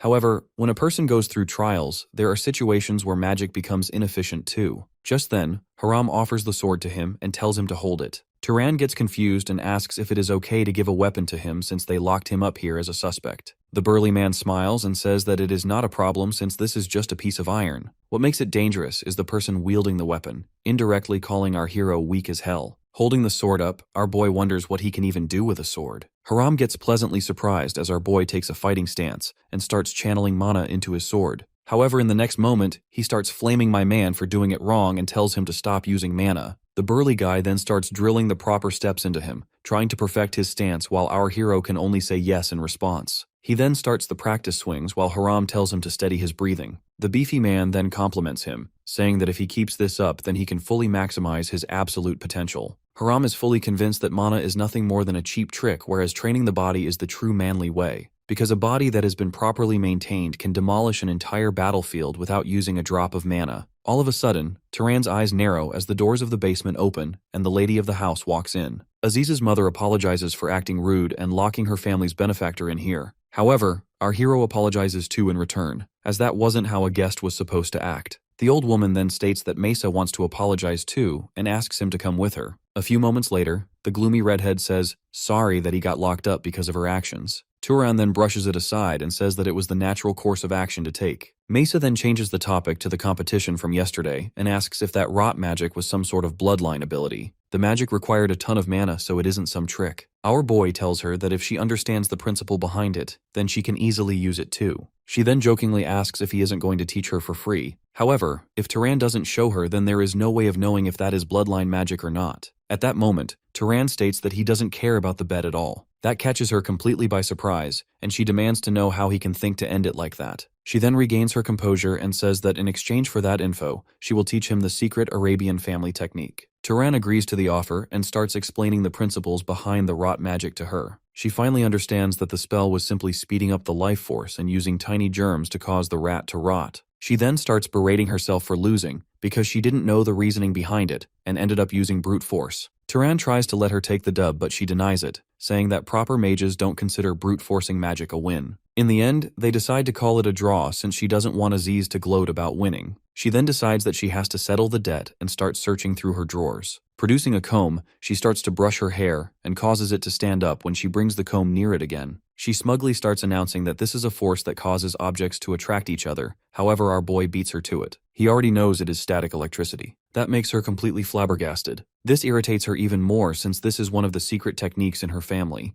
and she now has to find another way to pay him back. Mesa then offers that until she thinks of a proper way to compensate him, the two of them can train together to settle the debt. Turan likes the sound of that and agrees to it, and says that he will see her every day at sunset. That night, the dining table was filled with a mountain of mouth-watering food. Aziz's mother tries to be all humble, and says that it isn't a lot and tells everyone to enjoy themselves. Even the blonde is shocked and states that there wasn't this much food on his birthday, and wonders if the head of Arabian is coming here. Even Turan feels like this is definitely a lot. The old woman then switches the topic and asks about the promise her son made regarding a powerful magic artifact. She asks if there is anything specific that he wants. Our boy answers that he wants something to help with his defense. He has no problem with attacking. Still, he wants something to help defend against surprise attacks. The mother announces that making that shouldn't be difficult at all, but they don't have anything ready at the moment. Aziz asks if he can personally make one but gets shot down by his mother. At that moment, his older brother speaks up and says that he just finished with the main house so he has some free time. The mother and son discuss that to deal with surprise attacks. It is better to make something that you should wear all the time, like a necklace. The artifact activates Guardian Bloodline Defense when magic is poured into it, however it will take 30 days to complete. The old woman lays it on thick that even though she is the head, Mello has skills that can rival her own. So it simply means that a high-level mage of the Burke family is dedicating a month to an artifact. Turan asks if this is not too much for someone like him, but she counters by asking if her son's life is worth so little. She then announces that he will be staying as a guest for the next 30 days, so he should make himself at home. Sometime later, Aziz is exploring the market with our hero. The blonde states that his mom has really taken a liking to him. He then reveals that he told his mom all about what happened, including the magic and training. Although the blonde only wanted his mother to not view him as someone inferior, Turan guesses that she now wants to take him into the family. Aziz confirms it, saying that normally they loop you in with a hot girl who has worked on several members of the family. Aziz then tells him not to worry since the artifact is only to get on his good side, and they won't try to marry him yet. The blonde then changes the subject and asks if he is free right now. Turan answers that he agreed to train with Mesa in the afternoon. Aziz loops his arm around him and says that they have plenty of time then so they can go on a patrol together through the capital. He teases our hero, asking if he planned to just stay in his room with magic on such a beautiful day. Turan answers that he was, but the blonde still drags him away, saying that he has much to live for. He first takes him to a gambling place, but my guy immediately backs out of there. The blonde then takes him to a pub, but he backs out too. Later, while exploring the stalls, our hero comes across a poster on the wall and gets surprised. He realizes that it says Kiorn, which makes him wonder if it is the same one he knows. The two then book tickets for the show. A few years back, the Arabian warriors were heading out towards the demon desert. There was a knight among them named Kiorn, who defeated all their enemies with some divine help.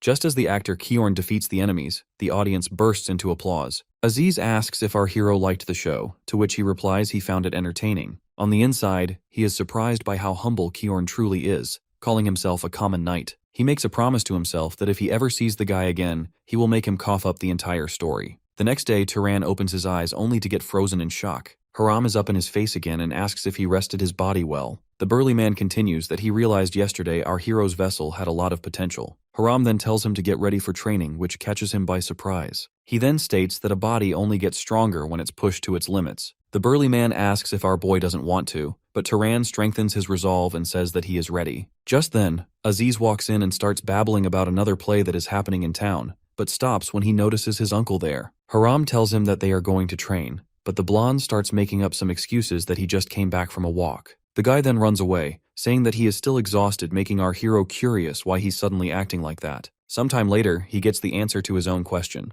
Haram asks if Turan can feel his body calling out for help and tells him to do another rep. Even after that one, he tells our boy to go again, who looks like he is about to collapse. Finally, the beefy man takes some mercy and tells him to take some rest for now. Our hero collapses to the ground, wheezing like a lifelong smoker. Haram asks if he is feeling tired, to which Turan can barely sound out a yes. The bodybuilder then tells him to take it easy for now, since he only has to do this once because he is a mage. If he weren't a mage, then things would have been different. A normal human body weakens over time. However, a mage's body stays in top shape thanks to mana. So once the body has been developed properly, it will never even weaken. Haram then states that our boy has rested enough, which makes him fear for his life once more. However, the burly man doesn't let up and says that he knows the body doesn't lie. So now he is going to teach Turan weapon and fighting techniques, making him scream like a little boy. Sometime later, our boy is panting and soaked in sweat. Haram reveals that this training chamber's gravity is tuned all the way up, so the moment he slips, the person gets flattened to the floor. After his early morning training with Haram, in the evening, he did magic training with Mesa. Just like that, 3 weeks already passed before he knew it.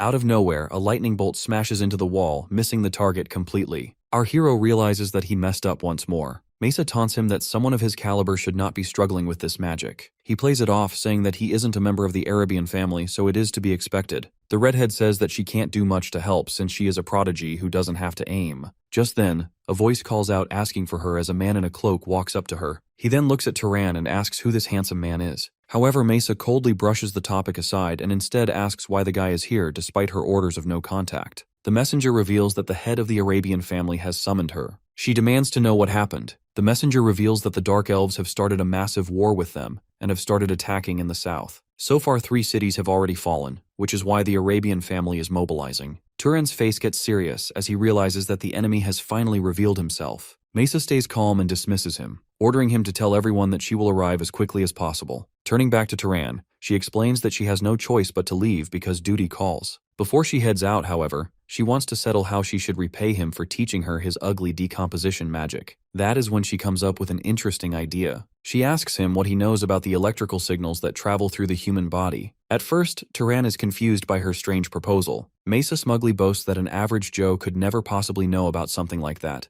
because it is an Arabian family secret. Since that is the case, she decides to teach him the family's bloodline magic, believing it will be useful for a solo traveler like him. With a smile, Mesa points to her head and explains that every time he sees a baddie, a tiny electrical signal travels from his eyes to his brain. The same thing happens with touch and every other sense, including smell. Hearing that, our boy starts imagining tiny electrical currents flowing throughout his body. He tries using magic to speed them up. Suddenly, he goes full ultra instinct and sees the world in a way he has never experienced before. Inside this state of heightened awareness, Mesa asks how it feels. Turan can only laugh as he watches the butterfly flying in front of her flap its wings in slow motion. Out of nowhere, though, a crushing headache slams him. He grabs his head in agony and nearly throws up. Impressed, Mesa realizes he actually pulled it off on his very first attempt, but he also suffers backlash from forcing far too much mana into the spell. It takes him some time to get used to the pounding headache. Even so, Mesa explains that the spell will become incredibly powerful once he fully masters it. Turan realizes that and starts feeling guilty for receiving something far more valuable than what he taught her. Ignoring his concern, Mesa takes off with a laugh, saying it is simply a gift for someone she considers talented. She fully expects him to learn magic even greater than this and repay the favor someday. With that, she leaves for Morgan City. Later, in Morgan City, a massive crowd gathers to watch the Arabian army prepare for war against the Dark Elves. Aziz jokes that the departure ceremony looks a lot less like soldiers marching off to battle and a lot more like a victory celebration. Right then, he waves to Mesa as she rides past them on horseback, ready to head into battle. His father, standing beside him, tells the overly excited man-child to calm down because a nobleman should not make a fool of himself. Soon after, an announcement rings out that the head of the Arabian family has arrived. Watching him closely, our protagonist is surprised by the condition of the shriveled-up old man, who looks like he goons way too much. This frail husk of a man is Badal Arabian, the current head of the Arabian family. Noticing his washed-out complexion, Turan asks Aziz if the family head has some kind of illness. Aziz tells him about the rumor that Badal Arabian never fully recovered from his fight with the head of the Zahar family during the war. That happened a long time ago, though, so it could simply be the result of aging. Just then, the Arabian family head raises his hand and summons a huge thundercloud that wraps the city in darkness. Powerful bolts of lightning roar across the darkened sky and send chills down everyone's spine. Turan is stunned by the spectacle, showing the incredible power of Arabian, which Badal is capable of producing even though his body looks like it is at its limit. With eyes full of determination, he swears that he will reach that pinnacle of human magic himself. Back at the Burke family estate, his gift is ready, and it turns out to be a bracelet. Apparently, it buffs his physical attributes when worn, but that effect skyrockets once he channels mana into it. The boost is strong enough to rival the Guardian Bloodline's defense. However, its creator warns him that it rapidly drains his mana reserves if he uses it for too long. One look at the artifact is enough to make our boy realize it is equal to a treasured family heirloom. Out of nowhere, Aziz's mother suddenly asks if he is willing to officially join the Burke family. He genuinely appreciates her generous offer after receiving such a kind gift, but he makes it clear that it will not be possible. The lady quickly understands, since Aziz already told her he is not the kind of guy who will settle down anytime soon, even if that is her dearest wish. He apologizes and assures her that he will never forget the kindness and love her family showed him. After that, he steps outside the house where he is met by his friend and coach. The coach tosses him a farewell gift. While the small dagger does not possess any magical effects, it is the sharpest and toughest short sword on the market. Turan thanks him and respectfully calls him sensei. That is the magic word the coach wanted to hear, and he walks away proudly. Next, Aziz surprises him, wrapping a big black cloak around him from behind. It is a small payback for when Turan said he was jealous of the blonde guy's self-mending fit. Along with that, he also gives Turan clothes that are hard to get dirty, and any light damage repairs itself to complete the set. Aziz's golden retriever energy brings a warm smile to his face. The guy grins widely and admits that the time they spent together really made him reconsider how he wants to live his life. With that said, his friend asks where his next destination will be, and he replies that he is heading east. Hearing that, Aziz explains he has been to the eastern city of Carmane before, but he warns him not to travel by ship because the sea waves are absolutely ruthless. What his friend does not know is that he has no choice but to battle those waves, because his goal is to cross over to the country of Zahar. With that, Aziz wishes him good luck and jokes that he better repay him properly for the cloak when he comes back. Thus, he continues traveling through the countryside as a solo traveler like always. That also comes with the perk of never having to slow down for anyone. Pouring magic into his legs, he bolts through the landscape like a roadrunner on steroids. A few days later, he arrives in a forest where he takes a stop after smelling something unusual. During his investigation, he picks up the scent of ash coming from what seems to be a nearby campfire. Then the smell gets worse, carrying the unmistakable stench of burning flesh. Somewhere ahead, he comes across a village filled with destroyed houses and burned wood as far as the eye can see. At the town center, he finds the disturbing sight of criminals tied up and burned to a crispy medium rare. He assumes they were bandits who attacked the village because dark elves would never bother coming to some backwater place like this. One of the nearby houses that is still standing catches his eye, so he heads over hoping to find a survivor he can question. Inside, he discovers an intact trapdoor leading to a basement. Gripping both handles, he forces the locked door open and literally tears it from its hinges. The moment he looks inside, his eyes go wide as he sees a terrified little girl staring back at him. Tears burst from her eyes as she screams and begs him for mercy. He quickly lets her know he is not a diddler and only came to check on her. The little girl gradually stops sobbing and tells him what happened. According to her, a wizard butchered everyone in the village. He is surprised to learn that a knight or noble was responsible for all this destruction. Before he can ask her anything more about the suspect, she suddenly collapses onto the floor. Scooping her into his arms, he figures she stayed safe inside the basement and probably fainted from pure exhaustion. He carries her out of the crumbling house so they can spend the night somewhere much safer. At that very moment, a magic bow with an arrow drawn is aimed directly at his head. Looking over, he finds the owner of the bow yelling that she is thrilled to have finally found him, while the rest of her party surrounds them. The blonde lady ruthlessly orders him to kneel if he does not want her to blow out a kneecap or two. He simply stands there in confusion as the blonde swears at him and accuses him of mass murder. With a look of pure disgust, she asks if burning down an entire village was not enough for him that he is now grooming a little girl as well. One of her comrades warns him not to move unless he wants to get impaled by his flame spear. Before things go further, our hero explains that they have completely misunderstood the situation. But the fire wizard Gil suddenly loses control of his spear and accidentally lets it fly. The powerful spell crashes straight into Turan and erupts into a massive cloud of fire. Seeing that, the blonde immediately chews the numbskull out for attacking him while he was still carrying a little girl in his arms. Even though Gil insists it slipped out by accident, the blonde suddenly turns her head in shock. Turan blocked the attack with a defensive spell, leaving himself completely unharmed despite the smoldering flames surrounding him. Honestly, he never expected the artifact to save him this early into his journey. The blonde archer's entire party is left dumbfounded after watching a guy using nothing but physical enhancement stand against that fire attack. She concludes to herself that such an overwhelming defense must be his bloodline ability. Now that everyone's calm, our hero explains they mistook him for the attacker. Still, he makes it clear he is not afraid to fire back if they show him that kind of disrespect a second time. The blonde archer still does not buy his story and keeps her bowstring drawn. However, after looking at the little girl's calm expression, she realizes it would make no sense for him to burn 1,000 people alive only to save one child. She introduces herself as the party leader, Beeson. Lady Trust Issues asks him for some kind of proof. Given the circumstances, he is not exactly making himself look innocent. He calmly replies that she can ask the little girl later since she is a witness who saw the attacker. Beeson can hardly believe her ears when she hears that the girl actually saw their target, the arsonist.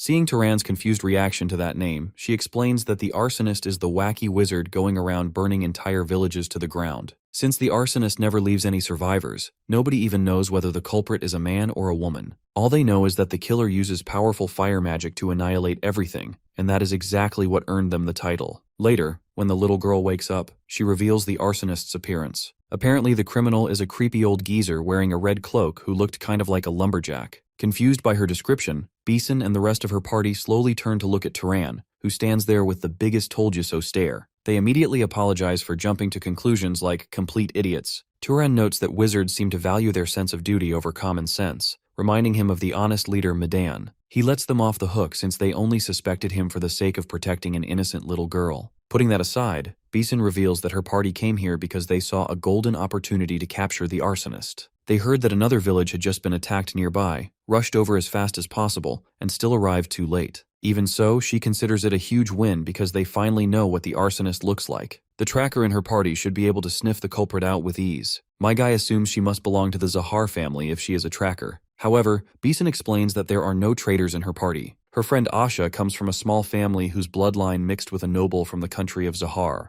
Just like her half-blood, the tracking bloodline ability is half as strong, and she cannot even erase her presence. Bold as hell, she makes a selfish request to the guy she literally attacked a minute ago. She asks him to help her party hunt down the arsonist. Beeson is so desperate that she offers him the entire reward money along with his share of the bastard's mana. It seems reputation is the only thing she actually cares about. Curious, he asks if she has any idea how strong their target really is. She replies that the arsonist is probably a fallen noble, and reports say he is so absurdly strong that even a village protected by a full team of knights got absolutely folded. Eager to finally fight something stronger than those pathetic demonic mobs he's been bullying on his travels, he happily accepts her proposal. At a nearby village, he hands an old man a pouch full of gold coins. It is not out of the kindness of his heart, but simply as payment for taking care of the little girl until she grows up. Just to make sure the fat man does not try anything funny, Turan warns Fatty he will come back in a few years to check on her himself. After that, the party officially begins the hunt for the arsonist. The tracker in Bison's party picks up a trail and leads everyone deep into the forest. The girl starts sniffing around like a bloodhound, bouncing all over the place as she searches for even the tiniest trace. Turan curiously asks about her methods. The tracker explains that she first follows the target's footprints before tracing the path where the smell of ash is strongest. She is confident the ash lingering on his clothes will lead them straight to the target, assuming the bastard has not changed outfits yet. While our hero is impressed by her skills, the sharp-eyed tracker finally catches a solid lead. She immediately gives chase through the forest and guides the party to the entrance of a small cave carved into the mountainside. Since Turan has the toughest defensive magic out of everyone in the group, Bison asks him to take point. After summoning a small ball of light to illuminate the path, the party carefully makes its way through the narrow tunnel. The deeper they venture, the louder the humming becomes, making the party leader wonder just how many people could be hiding inside.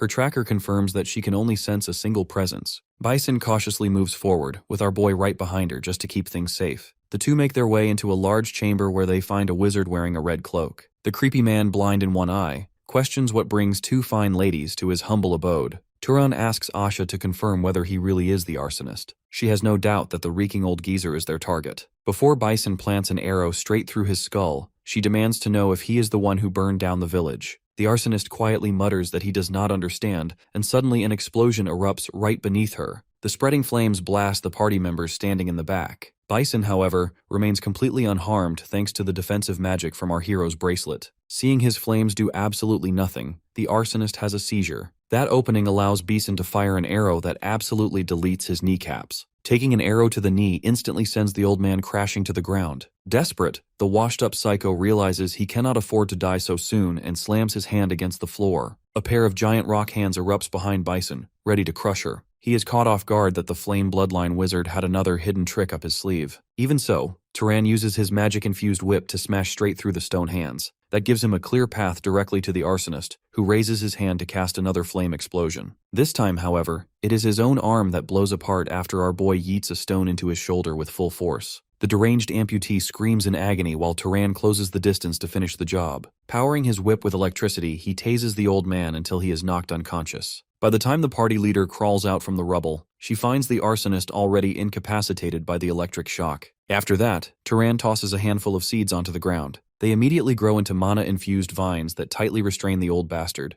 making it impossible for him to move while also covering his eyes and blocking his vision. With no chance of the arsonist pulling another cheap trick, Turan wakes the washed-up lunatic back up. Holding a sword to his neck while standing right behind him, he warns the madman that he is dead meat if he squeezes out even a single magicule. The arsonist questions how they managed to find his hideout. Turan lets the wrinkly bum know that he is the one asking the questions now. He starts with his first question, but Mr. Arsonist responds with stubborn silence. So Turan speeds things up by politely jabbing a knife into his leg, making the old fossil scream his lungs out in agony. Showing absolutely no remorse, he asks the second question. He wants to know why he went on a murder spree and started burning down entire villages. The nutjob screams that he was only carrying out God's orders, claiming God told him to burn the bodies and souls of evildoers. The entire party is left gobsmacked by his insane claim when he insists that God said this is how he would earn a new bloodline. The arsonist is devastated because he believes he was only a few more humans away from obtaining the true flame bloodline. Bison thinks it is nothing more than the delusions of a senile crackpot, and says it is ridiculous to believe someone can earn bloodlines by killing other people. Every instinct in Turan's mind, however, screams that the old bastard is actually onto something. He remembers Midan saying he saw ordinary adventurers earn bloodlines and become wizards simply by killing demonic beasts. A chill runs down his spine as he realizes he may have uncovered one of the darkest secrets about this world. Before the arsonist rambles something unnecessary, he silences the crazy bastard, slitting throat wide open with his short sword. The man's body collapses to the ground and lands in a pool of his own blood while the entire party stands there in silence. One of them feels sick because watching a helpless man tied up and having his throat cut is downright brutal, like watching livestock get slaughtered. Bison, however, is completely serious. That helpless-looking man was capable of turning them into last night's barbecue. Sympathy is the last thing he deserves. While she continues listing all the awful things the arsonist has done, our boy picks up his journal. After flipping through a few pages, he quickly realizes there is more than enough evidence proving it belonged to him. Besides the reward for bringing back proof, he also discovers recipes for all kinds of alchemy he has never seen before. That makes him wonder if the voice of that so-called god revealed those recipes as well. After that, Bison reminds him that it is time to absorb the man's mana, so the entire group extracts the powerful mage's mana together and enjoys a free level up.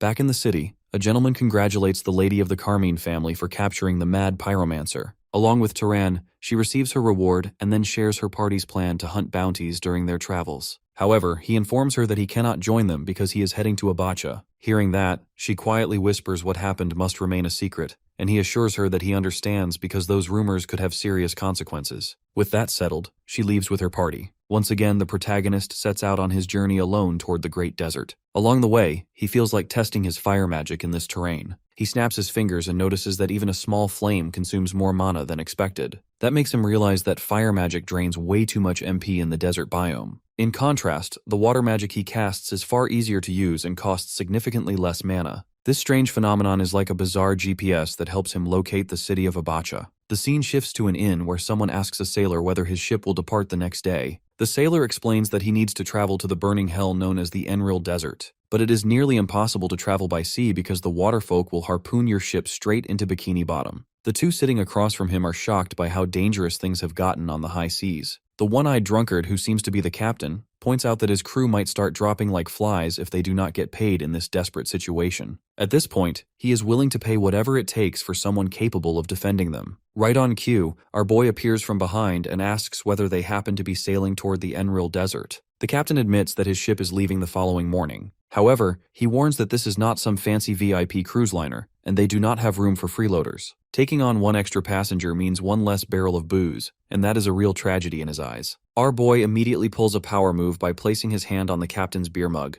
The old pirate gives him a nasty side-eye, but his attitude does a complete 180 when he sees the mug instantly encased in ice. The captain can barely believe his eyes that an actual wizard is hanging around this rundown dump. Everyone immediately switches gears and starts asking what a mighty knight could possibly be doing in a place like this. Our boy gets straight to the point and says he wants passage on the ship leaving tomorrow. He will not be dead weight taking up cargo space either. Instead, he will serve as a bodyguard and protect them from pirates and waterfolk. When he says the trip itself will be his payment, the captain warns him that the rooms smell like his armpits and are nowhere near fit for a night. Turan assures them that he will put up with whatever garbage accommodations they have as long as they drag him to the Enrollment Desert. Hearing that, the captain's jaw nearly hits the floor because the deal is way too good to pass up. He immediately accepts and welcomes the new matey aboard. Meanwhile, in a distant fortress city, fire and destruction are running wild. A lone knight battles against a horde of grimy dark elves. He manages to stab one through the face, but doing so leaves him wide open for another elf sneaking in from behind. The madman spins around and takes that one down too, but the countless enemies still standing make him realize he is completely cooked and has no chance of surviving. Right then, a massive bolt of lightning crashes down from the sky, frying every enemy as far as the eye can see. He turns around and finds the noble responsible for the miracle. Mesa orders him to regroup with his unit. The vice captain of the Arabian forces, who also happens to be her uncle, asks whether his niece is unharmed. Her uncle shamelessly says that her life is worth more than a night or two on the battlefield, so she should not overwork herself for their sake. He explains that the battle is already going well, and the only thing left is locating the underground tunnel network used by the Dark Elves. Hearing that, she requests he informs her the moment they find it, because she wants to wipe them out personally. With that, she heads off toward the next area. After the goth princess leaves, her uncle grinds his teeth in frustration. He believes the little brat is far too arrogant, and that her brother should have kept her ego in check. At the rate she is going, she will throw her life away just like her mother did. Back aboard the ship, our hero gazes out across the sea. He admits to himself that he does not even have a proper plan for where to begin searching once he arrives in Zahar territory. Since he has no clues regarding his father's status, a whole Pandora's box of possibilities is waiting for him. The biggest leads he has are a few family heirlooms. Besides those, he only has a worn-out portrait of his mother from her younger days, making it the best lead he's got. Noticing his 1,000-yard stare, the captain gets curious about what is on his mind that has him practically trying to burn a hole through the ocean with his eyes. Turan simply replies that he appreciates the sea. Throwing an arm around his shoulder, the captain mentions that he was surprised when his boatswain told him their fancy knight had been learning ship management from him. Turan smiles and says he had a feeling seafaring would be interesting and a useful addition to his knowledge. Just then, a sailor announces that lunch is ready. Soon everyone gathers in the dining hall, where they are served humble sailor food like pickled cabbage. While it is nowhere near as good as what they get at inns, the captain is relieved they remembered to bring plenty of pickled cabbage. After all, he has lost quite a few men to gum disease over the years because of it. Curious, Turan asks about that, and one of the sailors explains that he discovered sour foods help protect his crew from a nasty disease that causes your gums to bleed until you eventually die. Unfortunately, sour fruits like apples spoil too quickly, so sailors make do with pickled cabbage instead. Our boy is impressed by how they figured that out. The sailor humbly admits that his brain checked out years ago. It is only common knowledge nowadays after somebody learned and spread the information. Before people discovered this, sailors used to eat waterfolk uncooked as a cure against the disease. Suddenly, the lookout shouts that a foreign vessel has appeared ahead. When the captain's advisor asks whether they are pirates, the watchman replies that the ship is flying without a crest. Preparing for the worst, the crew grabs their weapons, and the advisor asks the captain whether they should try to outrun them. However, the captain has already made up his mind. With a cheeky grin, he asks our hero if he is certain he can handle a fight. He confidently replies that he can take on anyone or anything as long as they are not a wizard. With that, the captain orders his crew to prepare for battle and leave no prisoners behind. When the ships finally draw close, the opposing crew shouts that they will spare them if they surrender. He wonders whether they actually keep that promise. He immediately leaps high into the air and lands on the enemy ship. Right after that, countless icicles shoot toward the crew and punch holes through those loudmouth pirates. Seeing that brutal slaughter, the crew's morale instantly falls through the floor. The captain reminds them that there is no point being scared because they are dead either way. They surround our MC from every direction, but he draws water-style first form and cleanly slices the first pirate's neck. The others freeze for a moment before launching a coordinated attack. Even so, Turan is strong enough to bat their blades aside and hand out instant game overs. Within minutes, he wipes out nearly half of the survivors. Suddenly, one pirate takes advantage of the chaos and grabs him from behind, hoping to drag him down with him. He drives a knife into Turan's back while the pirates in front strike at the same time with their swords. There is just one tiny problem. Their blades cannot even pierce his darn skin. After completely disrespecting them with a carefree expression, he uses the rest of the crew as practice targets for both his magic and swordsmanship.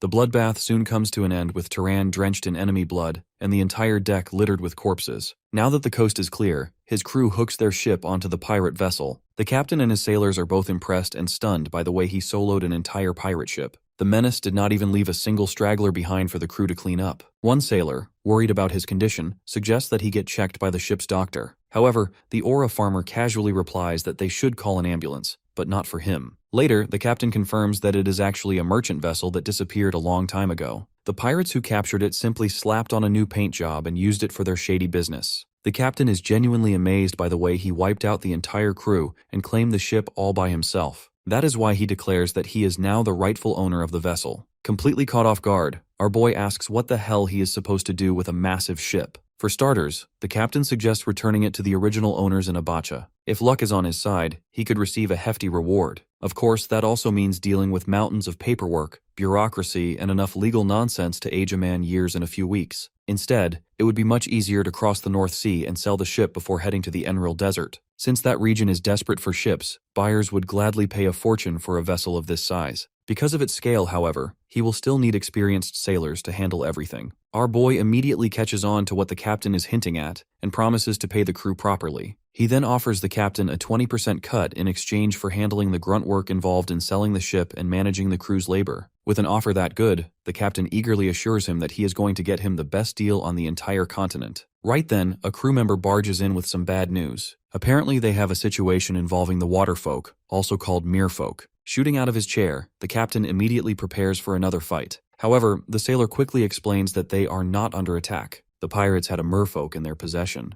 The captain's advisor leads them toward the ship's hold, admitting that he has not seen the precious cargo himself yet. Curious, the captain asks Turan whether he wants to see the mermaid. On the way there, Turan asks whether mermaids are really that valuable. The captain replies that eccentric nobles are willing to throw around fat stacks of money for a pretty female mermaid. Inside the ship hold, they discover the mermaid being kept prisoner. The captain is instantly disappointed when he realizes it is just a male. According to him, nobody is paying good money for one unless it happens to be a royal rumored to transform into a fish. Annoyed by the disrespect, the boy immediately shouts that he is the 47th prince, so filthy peasants like them should be bowing and apologizing. Our boy instantly realizes the runt is talking bull. The captain tells the so-called prince to turn into a little fish if he is really royalty. The boy argues that he cannot do that until he is untied and placed back into the ocean. The little scam artist genuinely thinks two grown men are going to fall for that. The captain then asks Turan what he plans to do with the kid. After learning that mermaids eat humans, his first thought is to send Fishboy to the lobby since he probably will not sell for much anyway. After all, he is not about to gamble his reputation by trusting the kid, tossing him into the sea, and looking like a complete clown when the brat immediately swims off. Watching death slowly creep closer, Fishboy drops the attitude and desperately promises that he would never eat a human. Turan remains completely unmoved, so the little troublemaker realizes he is in serious trouble. Left with no other option, he blurts out that he can lead them to a massive fortune if they spare him. Intrigued by the mention of treasure, he decides to hear the little brat out. The 47th prince claims he knows the location of Freya's treasure, the same Freya humans worshipped as a goddess. By sunset, the ship finally reaches port, and the crew is thrilled to be back on solid ground. The exhausted sailors immediately haul to the nearest tavern with plans to drink until they completely pass out.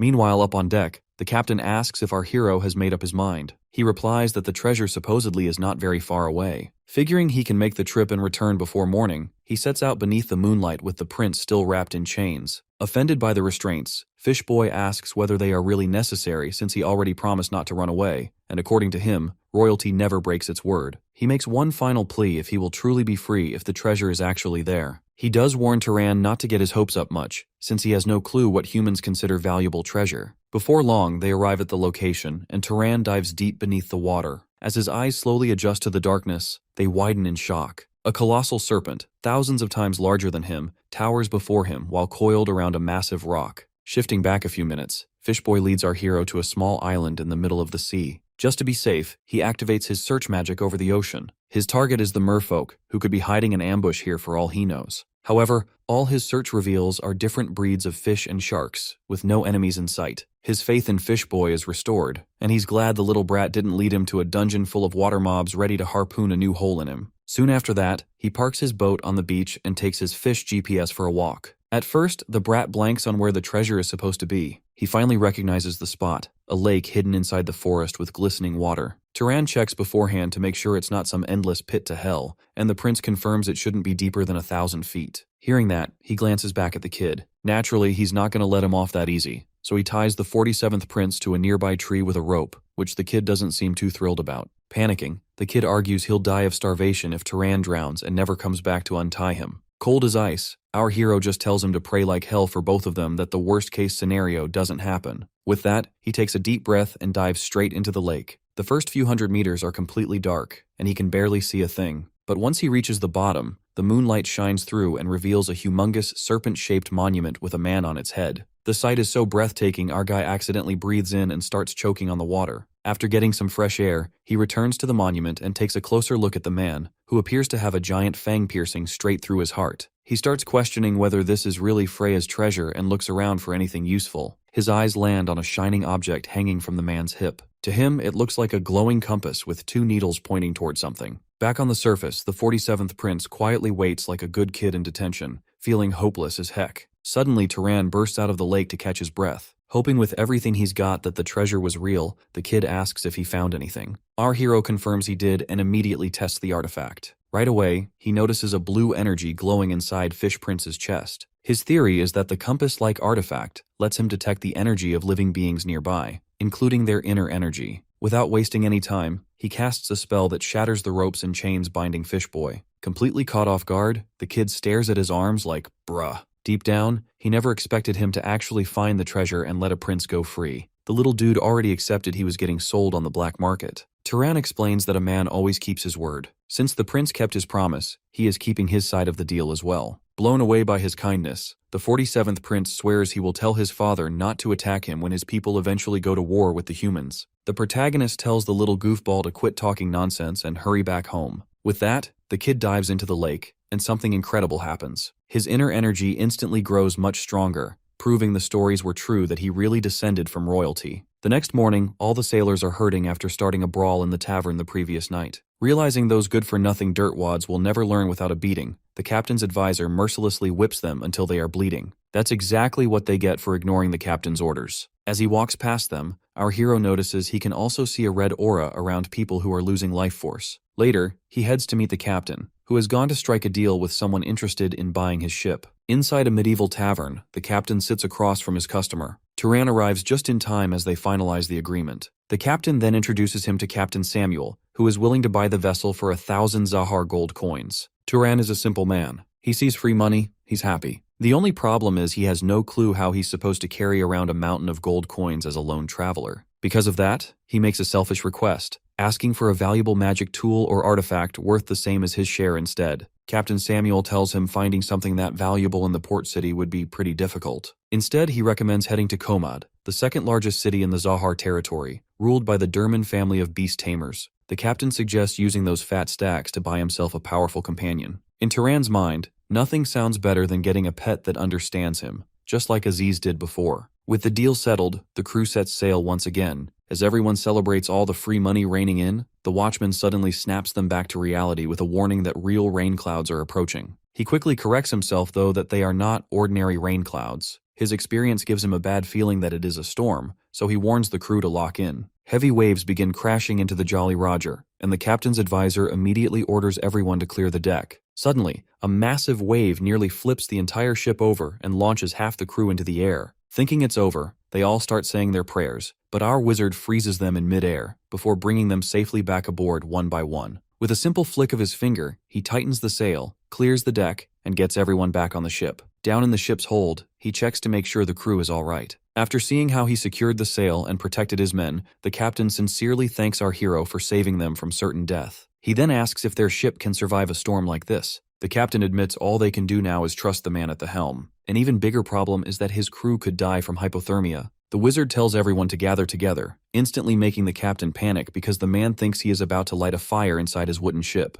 Our guy reassures him he'll be careful not to let it spread, then snaps his fingers. A fireball forms in his hand, and he carefully disperses its heat throughout the room. The captain is left speechless after witnessing a level of magic control he never thought was possible. At that moment, he finally understands why the elders always said humanity should serve the wizards. Even though the wizards stand above them, they care for the people just as much. The scene shifts to the northern city of Komad. While the crew unloads all the valuable cargo they recovered from the pirate ship, the captain hands our protagonist his payment for working as a bodyguard. Turan thinks the amount is a little excessive, but the captain assures him that even the sailors chimed in from their own pay as a show of appreciation. Since he cannot refuse such a sincere gesture, he promises to treat them to a meal later. Right then, an overly excited jacked crewman shouts his name, and the entire crew thanks him at the top of their lungs. The captain and his advisor also bow respectfully, promising they will never forget all he did for them. After that, he heads into Komad City, which is packed to the teeth with people. As he senses the life force of everyone around him, he picks up a powerful magic signal. He immediately walks over to the knight and asks if he works for the Durman family, noting the incredibly strong aura surrounding him. The knight nearly wets himself, instantly bowing and asking for his superior's orders. Turan introduces himself as a wizard from Abicha and boldly orders the man to arrange a meeting with the head of House Durman. The soldier quickly escorts him to the Durman family estate. Once there, they provide him with robes worthy of a noble of his status. Soon, a man with absurdly powerful life force sits across from him and compliments how well he pulls off the outfit. The JoJo character introduces himself as Cal Durman, head of the house. He immediately finds it strange that Turan has yet to mention his family name. Curious, he asks which great family his unexpected guest belongs to, and our boy replies that he is Turan Brahms from the Guardian family's lineage. Getting straight to the point, he explains that he came here to purchase one of the magical beasts the Durman family is famous for. Cal Durman agrees and decides to have his daughter show him all the beasts currently available. Before that, however, Turan asks whether his face reminds him of anyone. Sharp as ever, he points out that the Durman family head reacted strangely when he first saw him. Surprisingly, Cal Durman openly admits that Turan resembles someone he knows well. Later, our hero walks through the hallway alongside Cal Durman's daughter, who cannot help wondering why a minor noble from a branch family is so wealthy. After all, he traveled an absurd distance across the continent just to buy one of their magical beasts. The beauty then complements the bodyguard potential of his guardian bloodline. Turan, however, is far more focused on whether Cal Durman was reminded of his mother or his father when he first saw him. While some of his facial features resemble his mother, he is not an exact match that would instantly ring a bell. The thought crosses his mind that the family head may have recognized his father instead,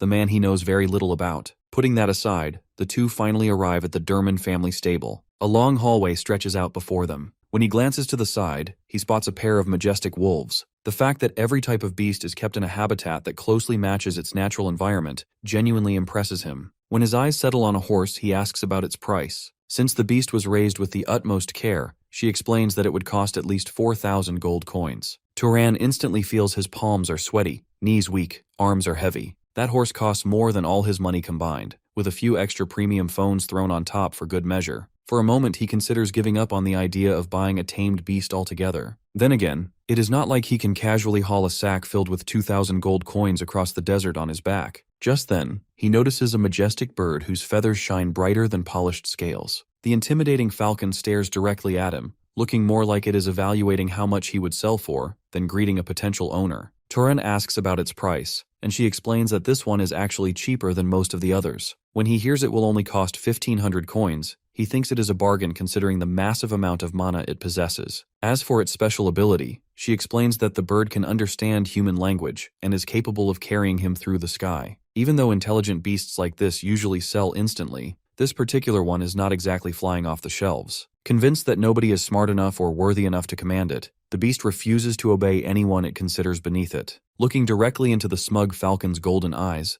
Turan asks if it can understand him. The bird humors the dumb question with a nod, so he smugly remarks that it is pretty clever for an animal so ugly. Cal Durman's daughter clarifies that the falcon understands language perfectly well, but nobody has ever managed to teach it how to write. The stubborn rascal refuses to cooperate, so the family considers all the time, effort, and food spent raising it a complete waste. Even though she has already given up, Turan still asks the beast if there is anything it desires. In a strange turn of events, the beast points its talon directly at him. That leaves the lady completely stunned, since this is the first time the bird brain has listened to anyone. Putting that aside, when he asks if there is any special reason it is interested in him, the falcon simply turns its head away. Our hero agrees on the condition that it learns how to write from him, and the two strike a deal. With that, Cal Durman personally uses contract magic to seal the bond between master and beast. The majestic falcon instantly perches itself on its master's arm, and Cal congratulates him on acquiring such a fine partner. Just then, the family head's curiosity gets the better of him. He tells Turan he simply has to ask and demands to know whether there is any connection between him and Lord Talus. Surprised to hear that name for the first time, Turan gives him a genuinely confused look. Cal Durman immediately realizes it must just be a coincidence that the two look alike, so he tells our boy not to worry about it. Curious why he resembles this Lord Talus so much that the man brought it up himself, Turan cannot let it go, so he asks a question of his own,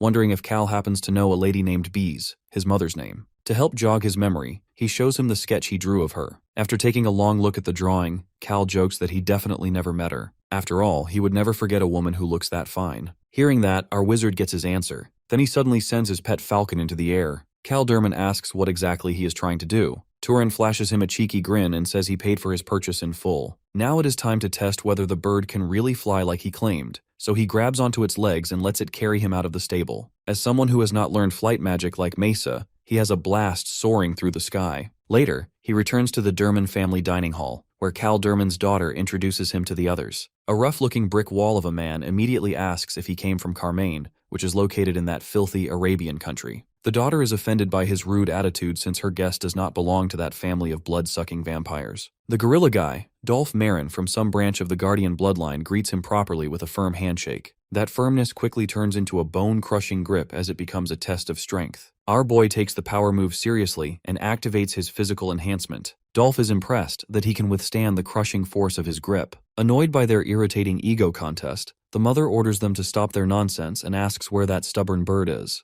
The main reason she came was to see the arrogant harpy finally act humble for once. Turan tells her he is tired from writing practice all morning, so he sent it out for a flight. The mother demands that he call it back, so Turan orders the falcon to return through their contract bond. Watching the grumpy bird quietly perch on its master's arm like a well-behaved animal, the mother tries to pet it. The falcon instantly pulls away, refusing to make contact with her filthy hag hands. Karen goes ballistic and yells that she would have raised the little runt with far better manners than some budget noble from a third-rate family. My guy silently orders the falcon to behave before it reflexively pecks Karen's head off. Later, a huge banquet is held as the family gathers for dinner and gossips about current affairs. The mother openly wishes that annoying vampire Mesa either dies on the battlefield or gets assassinated. She jokes that the walking skeleton might keel over on her own before that even happens. A nasty smirk spreads across her face as she pities the poor sod who ends up marrying that hoe. Turan stays quiet the entire time and keeps his composure. Next, the mother complains that unlike Arabian, it is still unclear whether Perga, Rahman, or Alma will become the next family head. The daughter comments that things would be much easier if Lord Talus simply made his decision. Surprised to hear that name come up again, our hero asks who this big shot actually is. Acting as if everyone should already know, the girl explains that he is the family head's younger brother. However, everyone knows the Zahar family's true number 2 is the one making decisions behind the scenes for his brother. Remembering that Cal Durman thought he was related to this influential figure, Turan starts wondering if his father was not some small-time knight after all. After lunch, he heads out to a park with his falcon friend. He cannot get it out of his mind that the Durman family head thought he was related to the Zahar family's number 2 leader. He realizes he should tread that connection carefully. If he ever becomes a stain on Lord Talus's name, he could get snuffed out instantly. Snapping him out of it, his bird buddy writes in the sand that he is actually a black eagle. Happy to see it learning well despite a few adorable spelling mistakes, he asks his pet to pick a name for itself. The bird digs into the sand again, writing that it does not have one in mind yet. Curious, he then asks the black eagle why it specifically chose him. In response, Bird Buddy writes that he is a good guy and that they are a good match on the inside. He squats down and fixes the hilariously bad spelling mistakes, though he wonders whether that good match on the inside has something to do with his bloodline,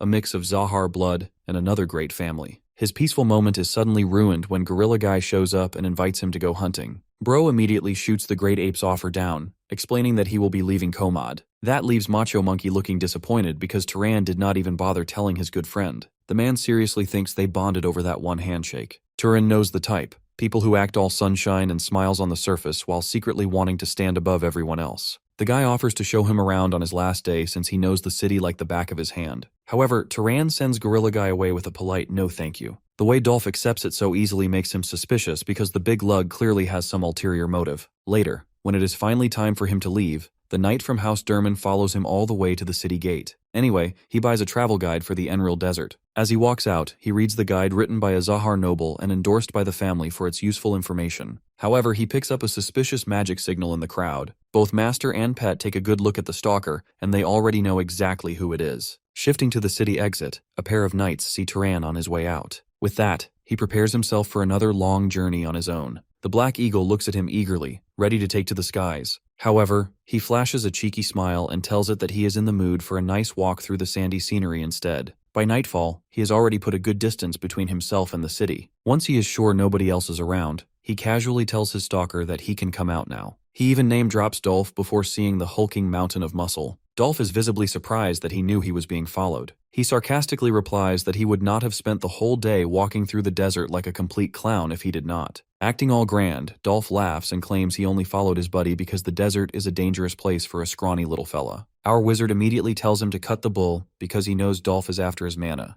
The blunt accusation leaves Macho Monkey speechless for a moment. Then a devious grin spreads across his face as he realizes his prey knowingly walked into this situation. In his mind, Turan is either incredibly confident or completely brain-dead. Realizing he has the advantage, Macho Monkey questions what gives him the confidence to act like he has the upper hand. Our boy proceeds to roast his entire bloodline. He points out that the historical bloodline clearly figured out his pathetic guardian ability only boosts defense and does almost nothing for his physical strength. That comment lands right where it hurts, and the butthurt baboon immediately tells him to shut up and hand over his mana. That is enough talking for Turan, so he starts the fight by sending his Black Eagle into the sky. Dolph stares in astonishment as his opponent vanishes right before his eyes. A nasty grin spreads across the gorilla's face when he realizes Turan is using concealment magic, a type of spell mostly used by spies. He laughs and yells that there is nothing impressive about stealth magic because it is easy to see through. However, that confidence vanishes almost immediately when he senses nothing except the desert wind smacking his chiseled mug.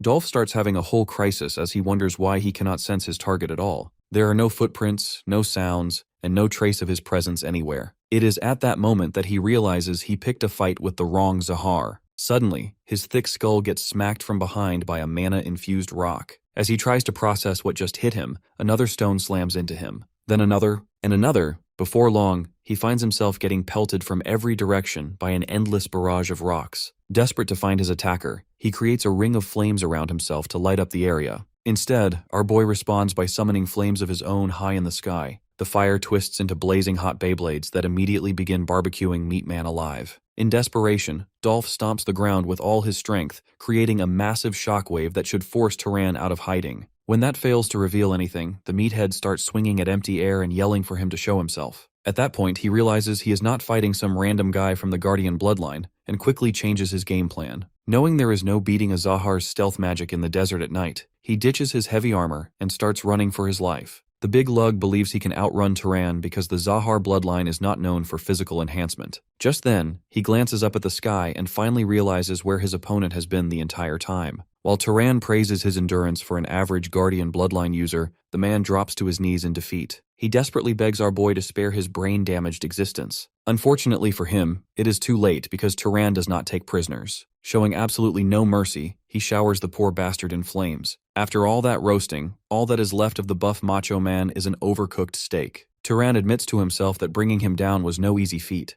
Thanks to his legendary bloodline, the guy was far stronger than the average wizard. There is no doubt that against a Zahar guardian like that, his mana-infused stone throw would have been completely useless. He is going to need a stronger attack if he wants something capable of punching through hide that thick. Putting that thought aside, he moves on to the main prize. He drains the guardian's powerful mana, but part of it is also absorbed into the Freyan artifact. Taking a closer look, he makes a huge discovery. Besides sensing mana, the artifact can actually store mana inside itself in liquid form. Confused about how to harvest it, he wonders whether he is just supposed to down the magic juice like it's a chug jug. Anyway, The next day he rides the Eagle Express Enroll across the desert until he reaches the city surrounding the Tomb of Deities. There, he tricks a woman at the inn into believing he is a runaway noble, which impresses her since traveling alone is ridiculously dangerous. He quickly steers the conversation toward what he actually cares about. He wants to get inside the Tomb of Deities. According to the book he read, all you needed was a fat stack of cash to get in. The innkeeper jokingly remarks that he must be loaded if he can even afford books. However, she explains that money alone will not get him inside anymore. Not long ago, the guards completely stopped letting people enter, even merchants, because some big shot showed up. When Turan asks who this VIP is, she explains that members of the Zahar family arrived. The scene then shifts inside the tomb, where a terrified warrior frantically screams for Purga Zahar. Sick of his non-stop yapping, Purga snaps at the bozo to shut his mouth before he gets them all exposed. The warrior completely loses it, blaming Purga for dragging them into this nightmare and getting everyone cooked. Purga fires back that the genius was the one who swore absolute loyalty and promised to support him no matter what it took for him to become the next family head. On the inside, though, Purga is panicking just as much as everyone else while his men huddle together in a circle, ready to make their last stand. It is explained that the Tomb of Deities hides a secret,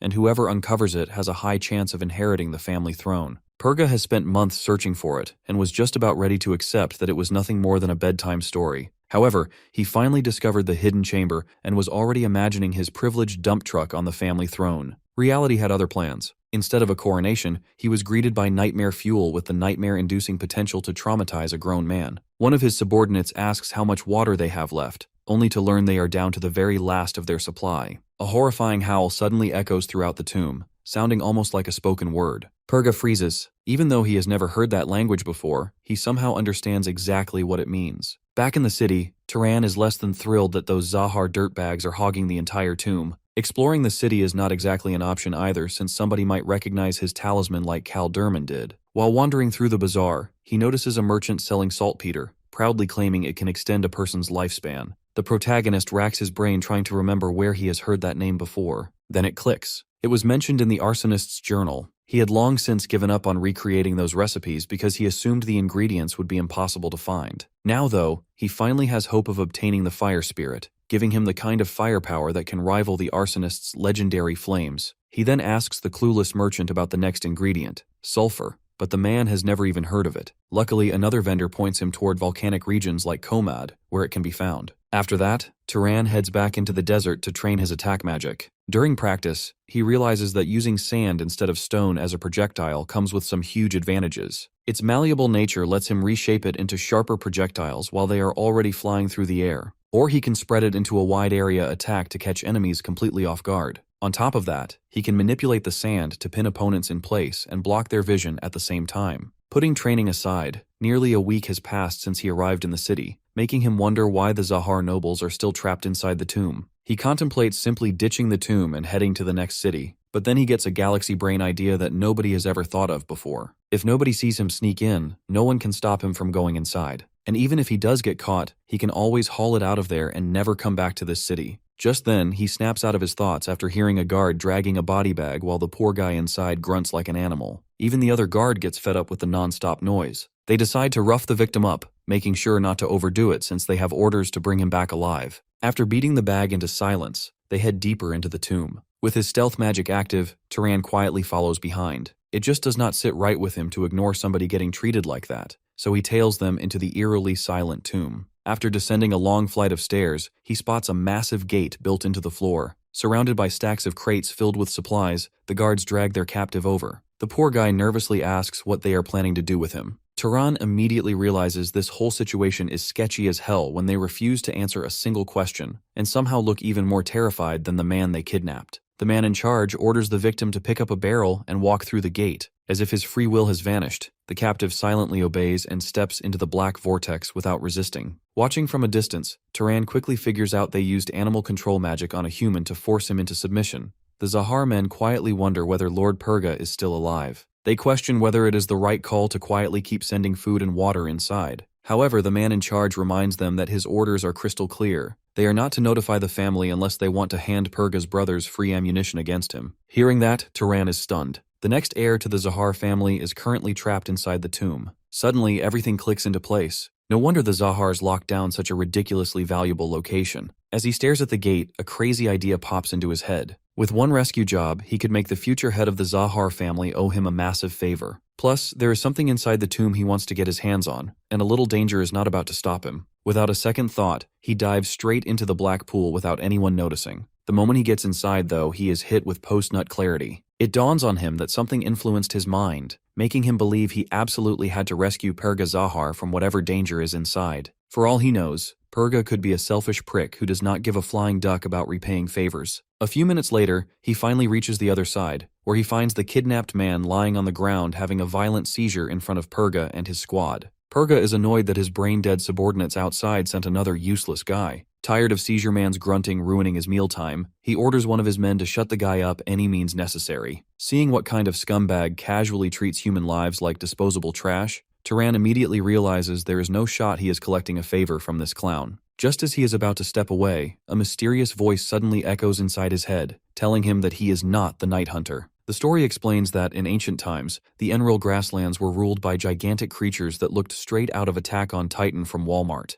Their chunky bodies were so enormous, so they devoured everything in sight as fuel, eventually turning the once fertile land into a lifeless desert. As their hunger grew, plants were no longer enough. The monsters began hunting humans instead, satisfying their endless thirst with human blood. Unable to tolerate their greed any longer, a lone warrior set out one fateful night to settle the score with those oversized potatoes. Volley after volley of magical arrows lit up the night sky like a fireworks show. That legendary warrior was the Night Hunter, the hero who saved humanity from extinction. As a reward, the three biggest baddies of that era were served to him. Together they had 3 sons who each inherited incredible powers. The first inherited the Zahar bloodline's ability to erase his own presence. The second became a shadow monarch capable of commanding every shadow around him. The third was blessed with unmatched mastery over poison. But after the Night Hunter died, the 3 brothers turned on each other, each determined to become the ruler of the Enroll Desert. Right from the start, the brother with the stealth ability wanted absolutely nothing to do with the power struggle, so he dropped out of the race. That left the other 2 brothers feuding for years,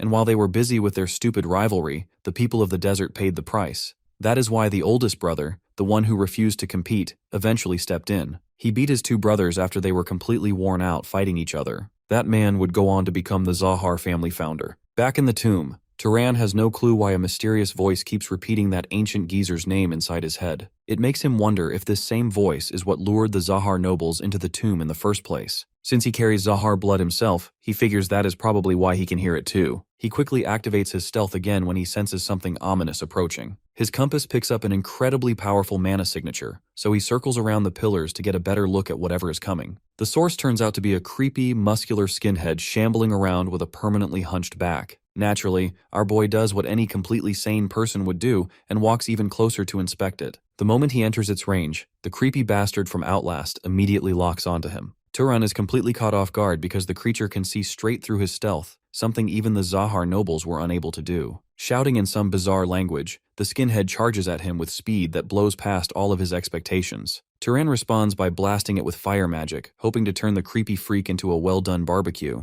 The creatures panic the moment they catch fire, giving him the perfect chance to haul their buns out of there. What puzzles him is that they can effortlessly detect him through stealth, yet their detection range is incredibly short. Once he creates enough distance, they lose track of him. Now safely out of reach and standing in the perfect sniping position, our rock-throwing wizard gets ready to remind the skinheads who is really in charge. At full power, he eats a mana-infused stone that punches clean through the first creature's skull. Interestingly, Turan notices the others barely react to one of their own getting dropped. Once the area is clear, he walks over to the corpse and absorbs its mana. To his surprise, he gains almost nothing. That makes no sense since a magical creature with that much raw physical strength should have far more mana than this. The mystery behind the monster's origin only gets deeper. Right then, Turan hears Perga and his cronies closing in on the commotion he caused, so he slips deeper into the shadows. When Perga's men find the lone corpse lying there, they are confused about whether they killed it themselves. They are so exhausted that their sense of time has become completely warped. But sharp as a razor, Perga is certain there is an imposter among them. His subordinates suggest it might be a rescue party sent to save them. Yet Perga immediately shoots the idea down. If it were a rescue party, they would have heard the sounds of fighting already. To smoke out the mole, he orders Sir Galton to set traps throughout the area. At the same time, another knight is ordered to keep a light spell active at all times so they can spot the imposter from every direction. His men ask if they should hunt the intruder, but Perga's personality is far nastier than that. He wants the imposter to wear himself down and serve as bait until he eventually walks into one of their traps. Quietly watching from a distance, Turan hears every word of their plan. After that, our hero shadows their group for 3 days. Thanks to the magic vision from his artifact, avoiding every trap is easy even in complete darkness. Meanwhile, Purga's goons unironically end up getting cooked by their own traps like losers. While they stumble around in the dark like dinkwads, Turan marks every area he explores and continues searching for the exit. Sometimes things get so dangerous that entire swarms of the creatures attack, making it impossible for him to survive alone. Like the true gigachad he is, Turan simply kites the horde straight into Purga's group and lets them deal with the zombie swarm instead. Meanwhile, the noble dirtbag is convinced they keep getting attacked because of the lights. With each passing day, the amount of supplies keeps increasing. The henchmen outside continue sending food and water through the gate, assuming everyone delivering the supplies is still alive. Watching those greedy scumbags celebrate their growing stash of food and water only makes Turan hate them even more. Suddenly, Purga and his cronies hear a loud howl, signaling that another massive swarm is heading their way. Our hero takes advantage of the distraction and uses it as the perfect chance to explore deeper. After a while, he discovers a humongous gate encrusted with blue gemstones. It is obvious the door is not meant for humans to pass through, making him wonder if this could be his way out. The moment that thought crosses his mind, he sees something that shakes him to his core. The bulge in the middle of the door opens like an eyelid, revealing a massive eyeball. The giant eye looks directly at him before declaring an error because he does not meet the minimum system requirements. But then it notices his magic compass and detects Waverider and Mimic magic. Turan can only stare in confusion as the eye does a complete 180 on its assessment and suddenly announces that he qualifies after all. It then asks whether he wishes to enter. Thinking about Waverider and Mimic magic, he wonders if these are bloodline abilities he has yet to awaken. If so, that would mean he carries the blood of more than one noble household. Either way, the eye repeats its question, asking if he chooses to enter. Turan quickly realizes the eyeball is not actually looking at him, but at his magical compass, which is what fulfills the requirements. Before making his decision, he asks the eyeball to explain Waverider and Mimic magic. After checking the system to make sure there are no restrictions, it reveals that Waverider grants water breathing, water manipulation, and enhanced physical abilities underwater. Meanwhile, Mimic magic allows its user to absorb and imitate other creatures. Turan possesses neither of those abilities, leaving him wondering why he does not have to prove he can actually use them. For his second question, he asks what exactly the eyeball is. It replies that it is the spirit guarding the door. Since a guardian usually means something valuable lies beyond, Turan immediately asks about the dungeon's purpose and how to find the exit. The spirit explains that within the labyrinth of the Night Hunter, one must slay the giant chief using the correct 4 types of magic. Only then will the new Night Hunter awaken. The thought of attaining the same status as the legendary hero sounds pretty sweet in Turan's mind. Meanwhile, the Guardian explains that the exit will only appear after the giant chief is slain. Suddenly, the Guardian starts glitching as a system error occurs. The malfunctioning eyeball announces that only 2 of the 4 required magic types are present. The Hunter Pursuer and Shadow Alchemist are missing. Even so, the glitch causes the door to open despite the conditions not being fulfilled. It attempts to contact its creator, but the creator is no longer there. Left to make its own decision, the Guardian autonomously releases the giant chief. Turan calmly braces himself for whatever comes next. The massive doors slowly swing open, revealing a gigantic version of the skinhead creatures he has been fighting for the past 3 days. His eyes widen as the bone-chilling hunchback steps outside. Fixing Turan with a spine-tingling glare, it declares that he is unworthy of becoming the Night Hunter, and that all imposters must be erased. Without a second thought, our stoner wizard launches a preemptive strike straight at its thick skull. He follows it up with the Arabian bloodline's lightning magic and the arsonist's fire magic. Shielding itself with its charred hands, the giant chief scoffs that the attack merely tickled him. That is all our boy needs to hear to realize he is completely cooked, so he immediately runs for his life. The only way he stands a chance is by using Lord Purga as royal bait, so he leads the behemoth deeper into the labyrinth. On the way, an entire swarm of hunchbacks blocks his path, ready to tear him apart.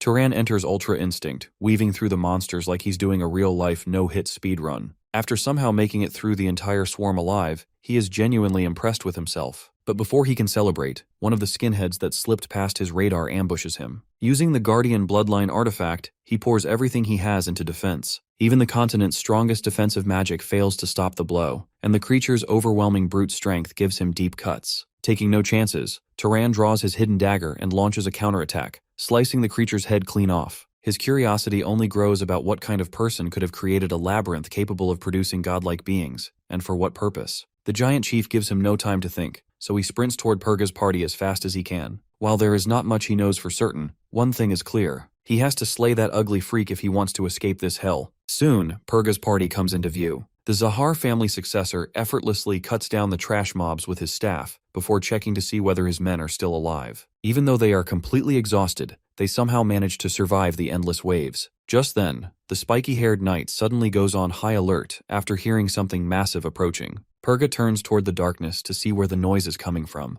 A deafening howl echoes through the labyrinth as a gigantic figure slowly emerges from the shadows. The Zahar bloodline mages hear its words far more clearly than before, leaving them confused about why it keeps rambling about death and the Night Hunter. Purga snaps the fools out of it, reminding them they have a much bigger problem coming right at them. The saying goes, you snooze, you lose. In this case, losing means getting insta-killed by the giant chief's claws. Furious after watching his closest comrades get slaughtered, Purga prepares to bring the freak down. One of his men drives a blade into the giant chief's leg to pin it in place. Like swatting an annoying fly that buzzed too loud, the monster smashes the poor guy into oblivion with a single slap. Another enraged knight unleashes his strongest fire magic, but the giant chief extinguishes both the flames and the caster the old-fashioned way, with one crushing swing of its fist. One by one, Purga's men are wiped out before they can even fight back. Meanwhile, the trash monsters pin the Zahar family successor down, leaving him helpless as his comrades are butchered before his eyes. That is when Purga notices that even the mysterious imposter has been forced to join the fight if he wants to survive. While our boy deals with the trash mobs, Purga focuses entirely on the boss. His strongest subordinate, the spiky-haired knight, charges forward with his axe and buries a powerful slash deep into the giant chief's calf. The knight is absolutely livid that he was the first one to land a solid hit on the ugly bastard. Famous last words, because the very same leg he injured kicks him halfway to death. Watching all of his strongest men fall, Purga realizes he has nothing left. Even if he somehow escapes this place, he no longer has any chance of inheriting the Zahar family throne. All it took was one ugly bastard to destroy everything he had worked toward his entire life. Boiling with rage, he hurls one of his glaives at the giant chief's neck, but the monster smacks it away like a gangster. Purga immediately follows up, rushing in with his other glaive and carving deep wounds into the giant chief's right arm. A powerful blue aura then engulfs him as the enraged noble goes all in for the finishing blow. His attack severs the monster's right arm and tears a massive gash across its chiseled chest. Just as the Zahar family's successor begins celebrating his victory, the giant chief shoots him a glare that screams, "Your career ends here." Purga barely has time to process what is happening before a massive claw punches another hole in his body. In his final moments, he wonders where everything went wrong. Right in the middle of his midlife crisis, the giant chief dares the imposter to show himself. Purga cannot understand why the monster is still looking for someone else after slaughtering every last one of his men. That's when Turan drops his stealth and appears overhead, ready to decapitate the giant chief. Realizing the little rat used his highness as royal bait, Purga is absolutely pissed. The giant chief is just as mad at him, raring to rip the fake night hunter to pieces. But it's too late, as our hero brings a heavy axe crashing straight down onto its nape. Unlucky for him, the axe does not go all the way through. He breaks into a heavy sweat as he realizes this titan is not the kind of scrub he can just one-shot. As he senses an attack coming, he braces himself while the giant chief slams him with its stubby arm. It becomes clear that the one thing he is missing is raw offensive power. Looking at his artifact, he knows he does not have much time, but he still decides to take the gamble. Looking ahead, the giant chief is still out for his blood and keeps calling him the fake night hunter. At that moment, his eyes glow blue and he vanishes from the spot just as the giant attacks. He reappears right behind its feet, and something about his aura feels completely different from before. He brings his heavy axe crashing down onto the boss, who cries out in agony. It is furious both from the pain and because this menace has wiped out its entire crew. With cold focus, the shepherd wizard does not waste a moment to leap onto the giant chief's body and carve another deep slash into its neck. The giant chief roars in pain and rage as it swears that it will not let Turan leave alive. But while Purga's body lies cold on the ground, our hero keeps hacking into the boss's nape until its head finally rolls off like a bowling ball. Suddenly, Turan takes a deep breath when he switches out of killer machine mode. He thanks the heavens for the bloodline he stole from Dolph. Looking at the empty compass, he realizes his experiment is a success, and mimic magic works exactly the way he imagined. Although its Waverider magic is still a mystery, he feels the stolen power inside him slowly fade away, lasting around half an hour at most. After that, our hero walks over to Purga, who looks like he already has one foot in the grave. He remembers that one nail pierced the guy's lung while the other struck his heart. Purga mutters something, but our boy figures these might be his final words. Just then, he hears Purga beg him to save his life, and he replies that it is impossible for someone like him. The light in Purga's eyes slowly fades as he continues begging to be saved. Putting that aside, he looks at all the bodies scattered around and figures it would be a complete waste to just leave them there. So he absorbs the mana from all of Purga's dead men along with the giant chief. He thinks it is a fitting end for someone who treated commoners' lives like used toilet paper to die right after uncovering the labyrinth's secret. Still, he decides to remember the scumbag's name. Soon, the artifact fills with magic from different bloodlines, each represented by a different color. The thought of using multiple bloodlines at the same time intrigues our hero, but he lets it slide for now. He is already satisfied with being twice as strong as when he sneaked into the secret room. Many nobles spend their entire lives trying to reach this level. Since he wants to stay off the Zahar family's radar, he leaves behind all the magic items they used. Before leaving, he also uses search to locate every trace of his presence and erase it. Next, he heads to the door, where he declares that he is the one who killed the giant chief. After a brief moment of suspense, he notices the security mechanism is busted. So he casually pushes the door open, and his eyes go wide the moment he sees what is waiting inside. 2 Templar statues stand guard beside the throne with a sword hanging above it, while a gate sits in the middle of the room. What grabs Turan's attention the most, however, is the book resting beside the throne. He is confused by the book, which apparently documents an experiment on the perfect process for obtaining the Night Hunter class advancement. Inside, it explains that someone with the Hunter, Pursuer, Shadow, and Alchemist classes who clears the labyrinth can become a Night Hunter. At the end, it reveals that a mechanism was added so anyone who qualified would naturally be drawn inside. After reading that, he finally realizes this is why he felt such a powerful urge to enter the secret room. Then, he finds a list of the materials used to create the creepy monsters outside, and the core ingredient turns out to be the queen giant's flesh. As he reads through the rest of the journal, he fails to understand most of it. One thing is clear though, this place was designed to develop the Night Hunter, but because of his compass artifact, it ended up picking him by mistake. He remembers that the Shadow and Alchemist bloodlines were driven to extinction by the Zahar family decades ago, yet the thought of artificially awakening a class like the Arsonist crosses his mind. Setting that aside, he heads for the gate before it closes. It drops him out on the other side, some distance away from the city gate. The next day, he comforts his eagle buddy, who aggressively scratches words into the sand to show how worried he was. Since he got what he came for, Turan packs his things and sets off. Now that the Zahar family's successor is dead, tensions are bound to explode across the desert. As an outsider, he would be the #1 suspect. That is why he decides to put the search for his mother on hold and keep a low profile for a few months until things cool down. He points his Eagle Express private jet toward the snowy biome filled with massive glacier mountains. According to the books, this place is the Grey Zone, the battlefield where the Great War between the Zahar and Arabian families once took place. Surprisingly, he spots a caravan racing away from somewhere at full speed. That makes him wonder if they are running from something dangerous. Since there is nowhere else to go, he follows after them to the nearby city of Kalamap. The guards are surprised to see this dripped-out traveler with a big black bird with enough attitude to start a fight perched on his shoulder. Right then, one of the guards recognizes that he is a wizard and respectfully welcomes him into the city. While he is glad he gets special treatment for being a wizard, he also feels he should buy some cotton clothes to blend in with the locals. Playing it safe, our hero asks the guard to guide him to a place where he can stay for the night. Unsure how to explain it, the guard bluntly tells him the city no longer has a lord. During the fight against the Dark Elf invaders, the lord lost his life. Not a single knight or noble wizard survived, so the city is completely defenseless at the moment. Hearing that, Turan awkwardly wonders what he should do since he already knows what comes next. The knight suddenly drops to all fours and desperately begs him to become the city's lord for everyone's sake. The wizard is not sure how he is supposed to react since he can't spend the rest of his life guarding the people of this city. At the same time, his conscience would not let him simply abandon innocent people either. He gives the guards a bit of hope when he asks them to explain how things ended up like this before he makes any decision. So the guard leads him inside and explains that it all started 3 weeks earlier. A pair of monster hunters were found dead on the street with their swords left in the same terrible condition as their bodies. Confused, our hero asks if they were not attacked by some nearby monster. The guard confirms that a pair of knights were sent to investigate because the place was only a day's journey from the city, but none of them came back even after 3 days. After that, the Lord sent his younger brother, who also vanished along with the 10 knights sent after him. When our hero asks if the Lord personally went next, the knight sadly confirms that he did,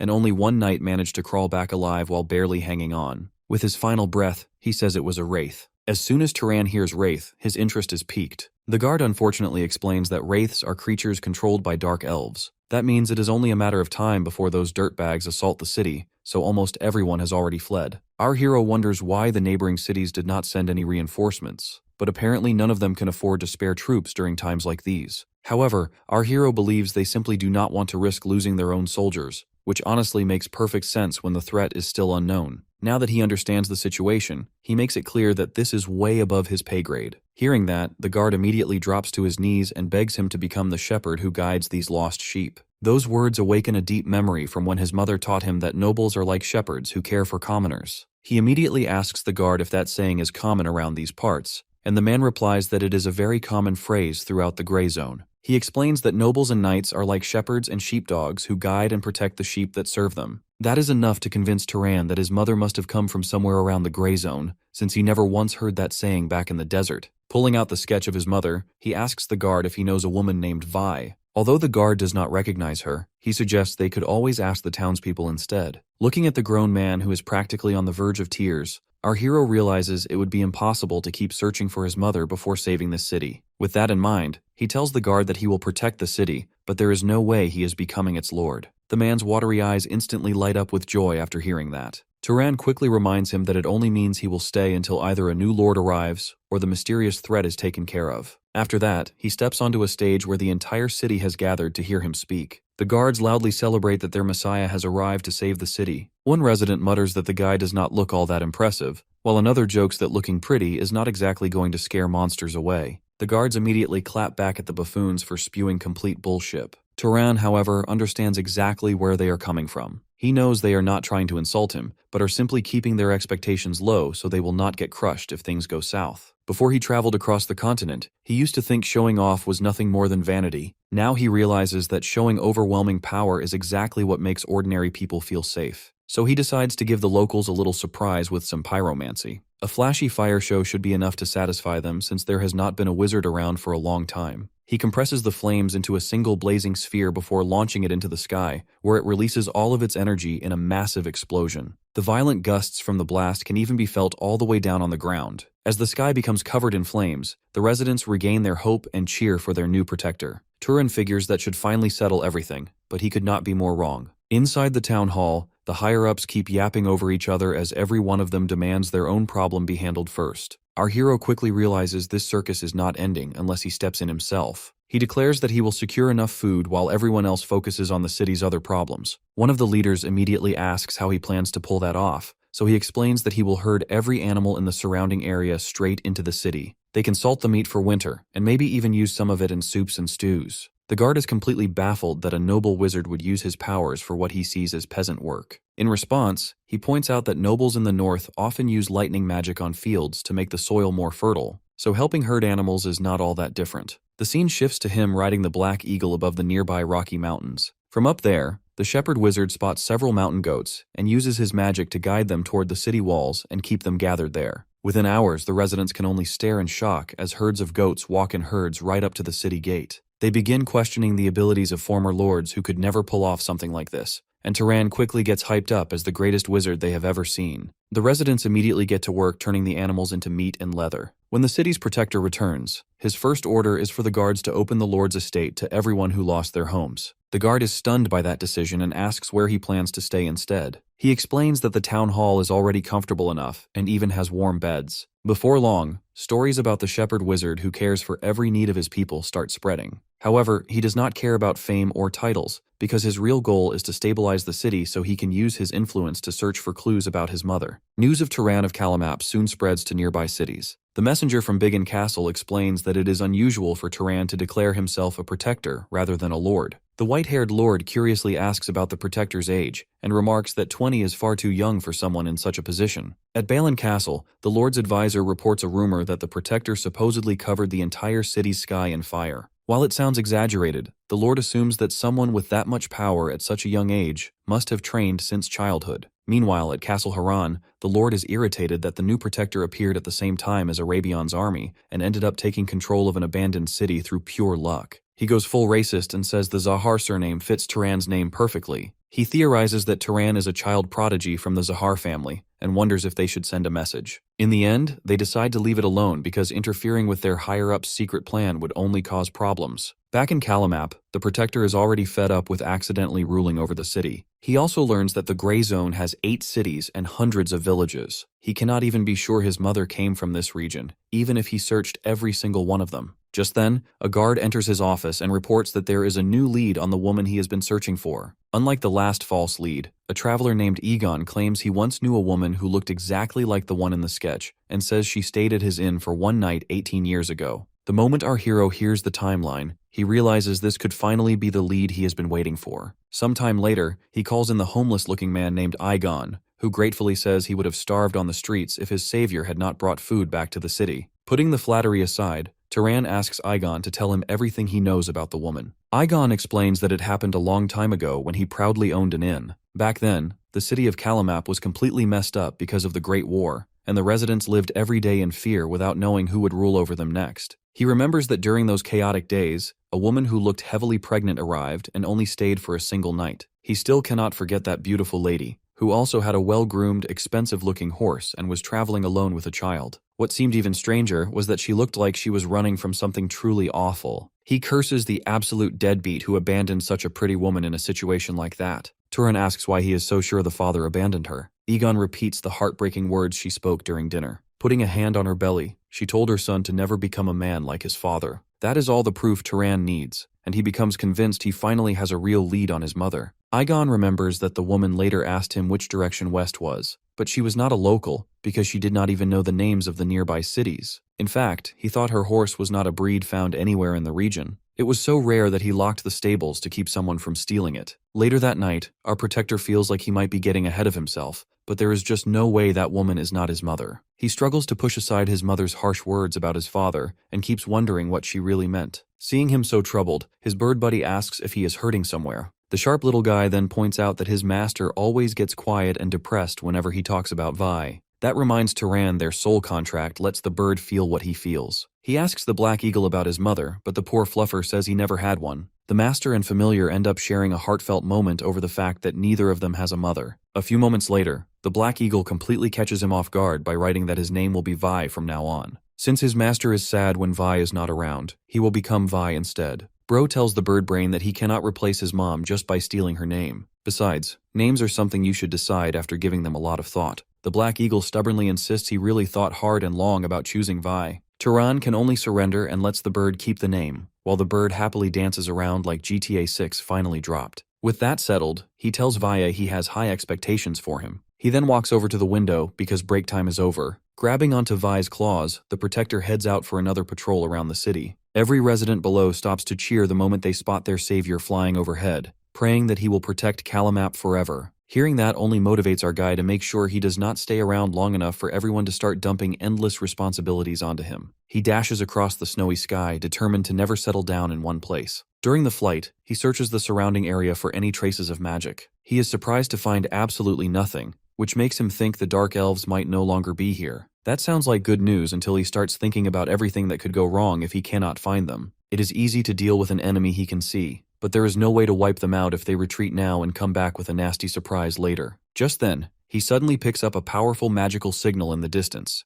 The magic is more than twice as strong as his own, and it could be a wraith. As he thinks that, the mysterious entity suddenly starts rushing toward him at incredible speed. His eyes widen when he realizes it noticed his presence from that far away, so he immediately orders his familiar to get the hell out and head south. However, the distance closes within seconds, and Turan is stunned to see a red-haired girl he recognizes all too well. Floating mid-air, Mesa casually asks how life has been treating him. She is surprised by how much he has changed over the few months they have been apart. Completely clueless, he asks what is so different about him, so she takes a moment to think. If she had to describe it in one word, he looks more grown up. His familiar tugs on his cloak and asks who the goth redhead is, so he introduces Mesa as a close friend who is basically family. Seeing an intelligent familiar that can actually write leaves Mesa amazed, and our boy proudly brags that the bird was the one who chose to serve him. Hearing that, Mesa gets jealous and wishes she had one too. Anyways, he asks why she is traveling through such distant lands when something dangerous is lurking around the area. Mesa falls silent for a moment before admitting she might actually be the reason. A necromancer escaped from prison when Arabian laid siege to an underground kingdom.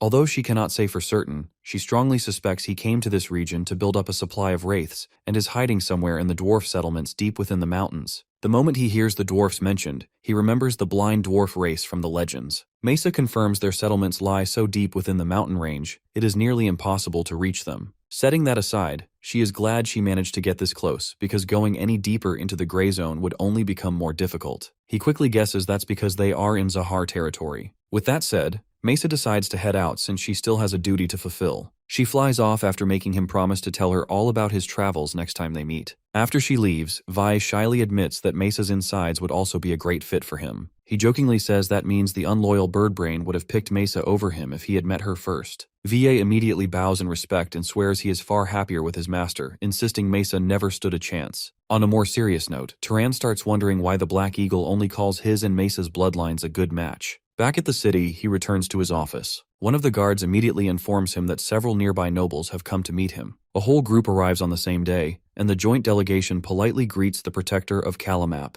Before he welcomes them inside, he asks that one person speak for everyone and explain the reason for their visit. An old man steps forward as their representative and straight up announces that the 7 surrounding cities have come with a marriage proposal. They offer their daughters as his concubines, promising they have both beauty and refinement to give him a happy family life. As any normal guy would, our boy suspects this is an obvious thirst trap to control him. Another lord speaks up and says he would gain command over their countless knights, and that mixing bloodlines is the best way to strengthen their alliance. Without changing his expression, Turan flat out rejects the group marriage proposal. Instead, he makes them a counteroffer. He wants them to search for clues about a certain woman who traveled through the gray zone 20 years ago. He will hand over all of Calamap to whoever brings him the most valuable information. The old man's soul practically leaves his body as he asks if Turan really values clues about one woman more than an entire city. Turan adds one final condition, saying the next ruler must promise absolute protection for the people. Otherwise, he will cancel the deal and take the city back. Another noble asks why he keeps going so far for the people when he has already done more than enough. That question brings a smile to his face because, in the end, he still has the heart of a shepherd. Sitting atop a tower while watching over the city, he believes a shepherd's duty is to protect his sheep from the wolves lurking in this cruel world. Just then, his attention is drawn to a massive mana signature that seems even stronger than a knight. It surprises him that this outsider manages to sneak all the way to the town hall without getting caught. Realizing it is dangerous to leave the stranger alone, he jumps from the tower and dashes through the streets. The moment he reaches the outsider and calls out to him, the man turns around with yet another familiar face. Turan's face lights up with joy to finally meet Old Man Kiorn again.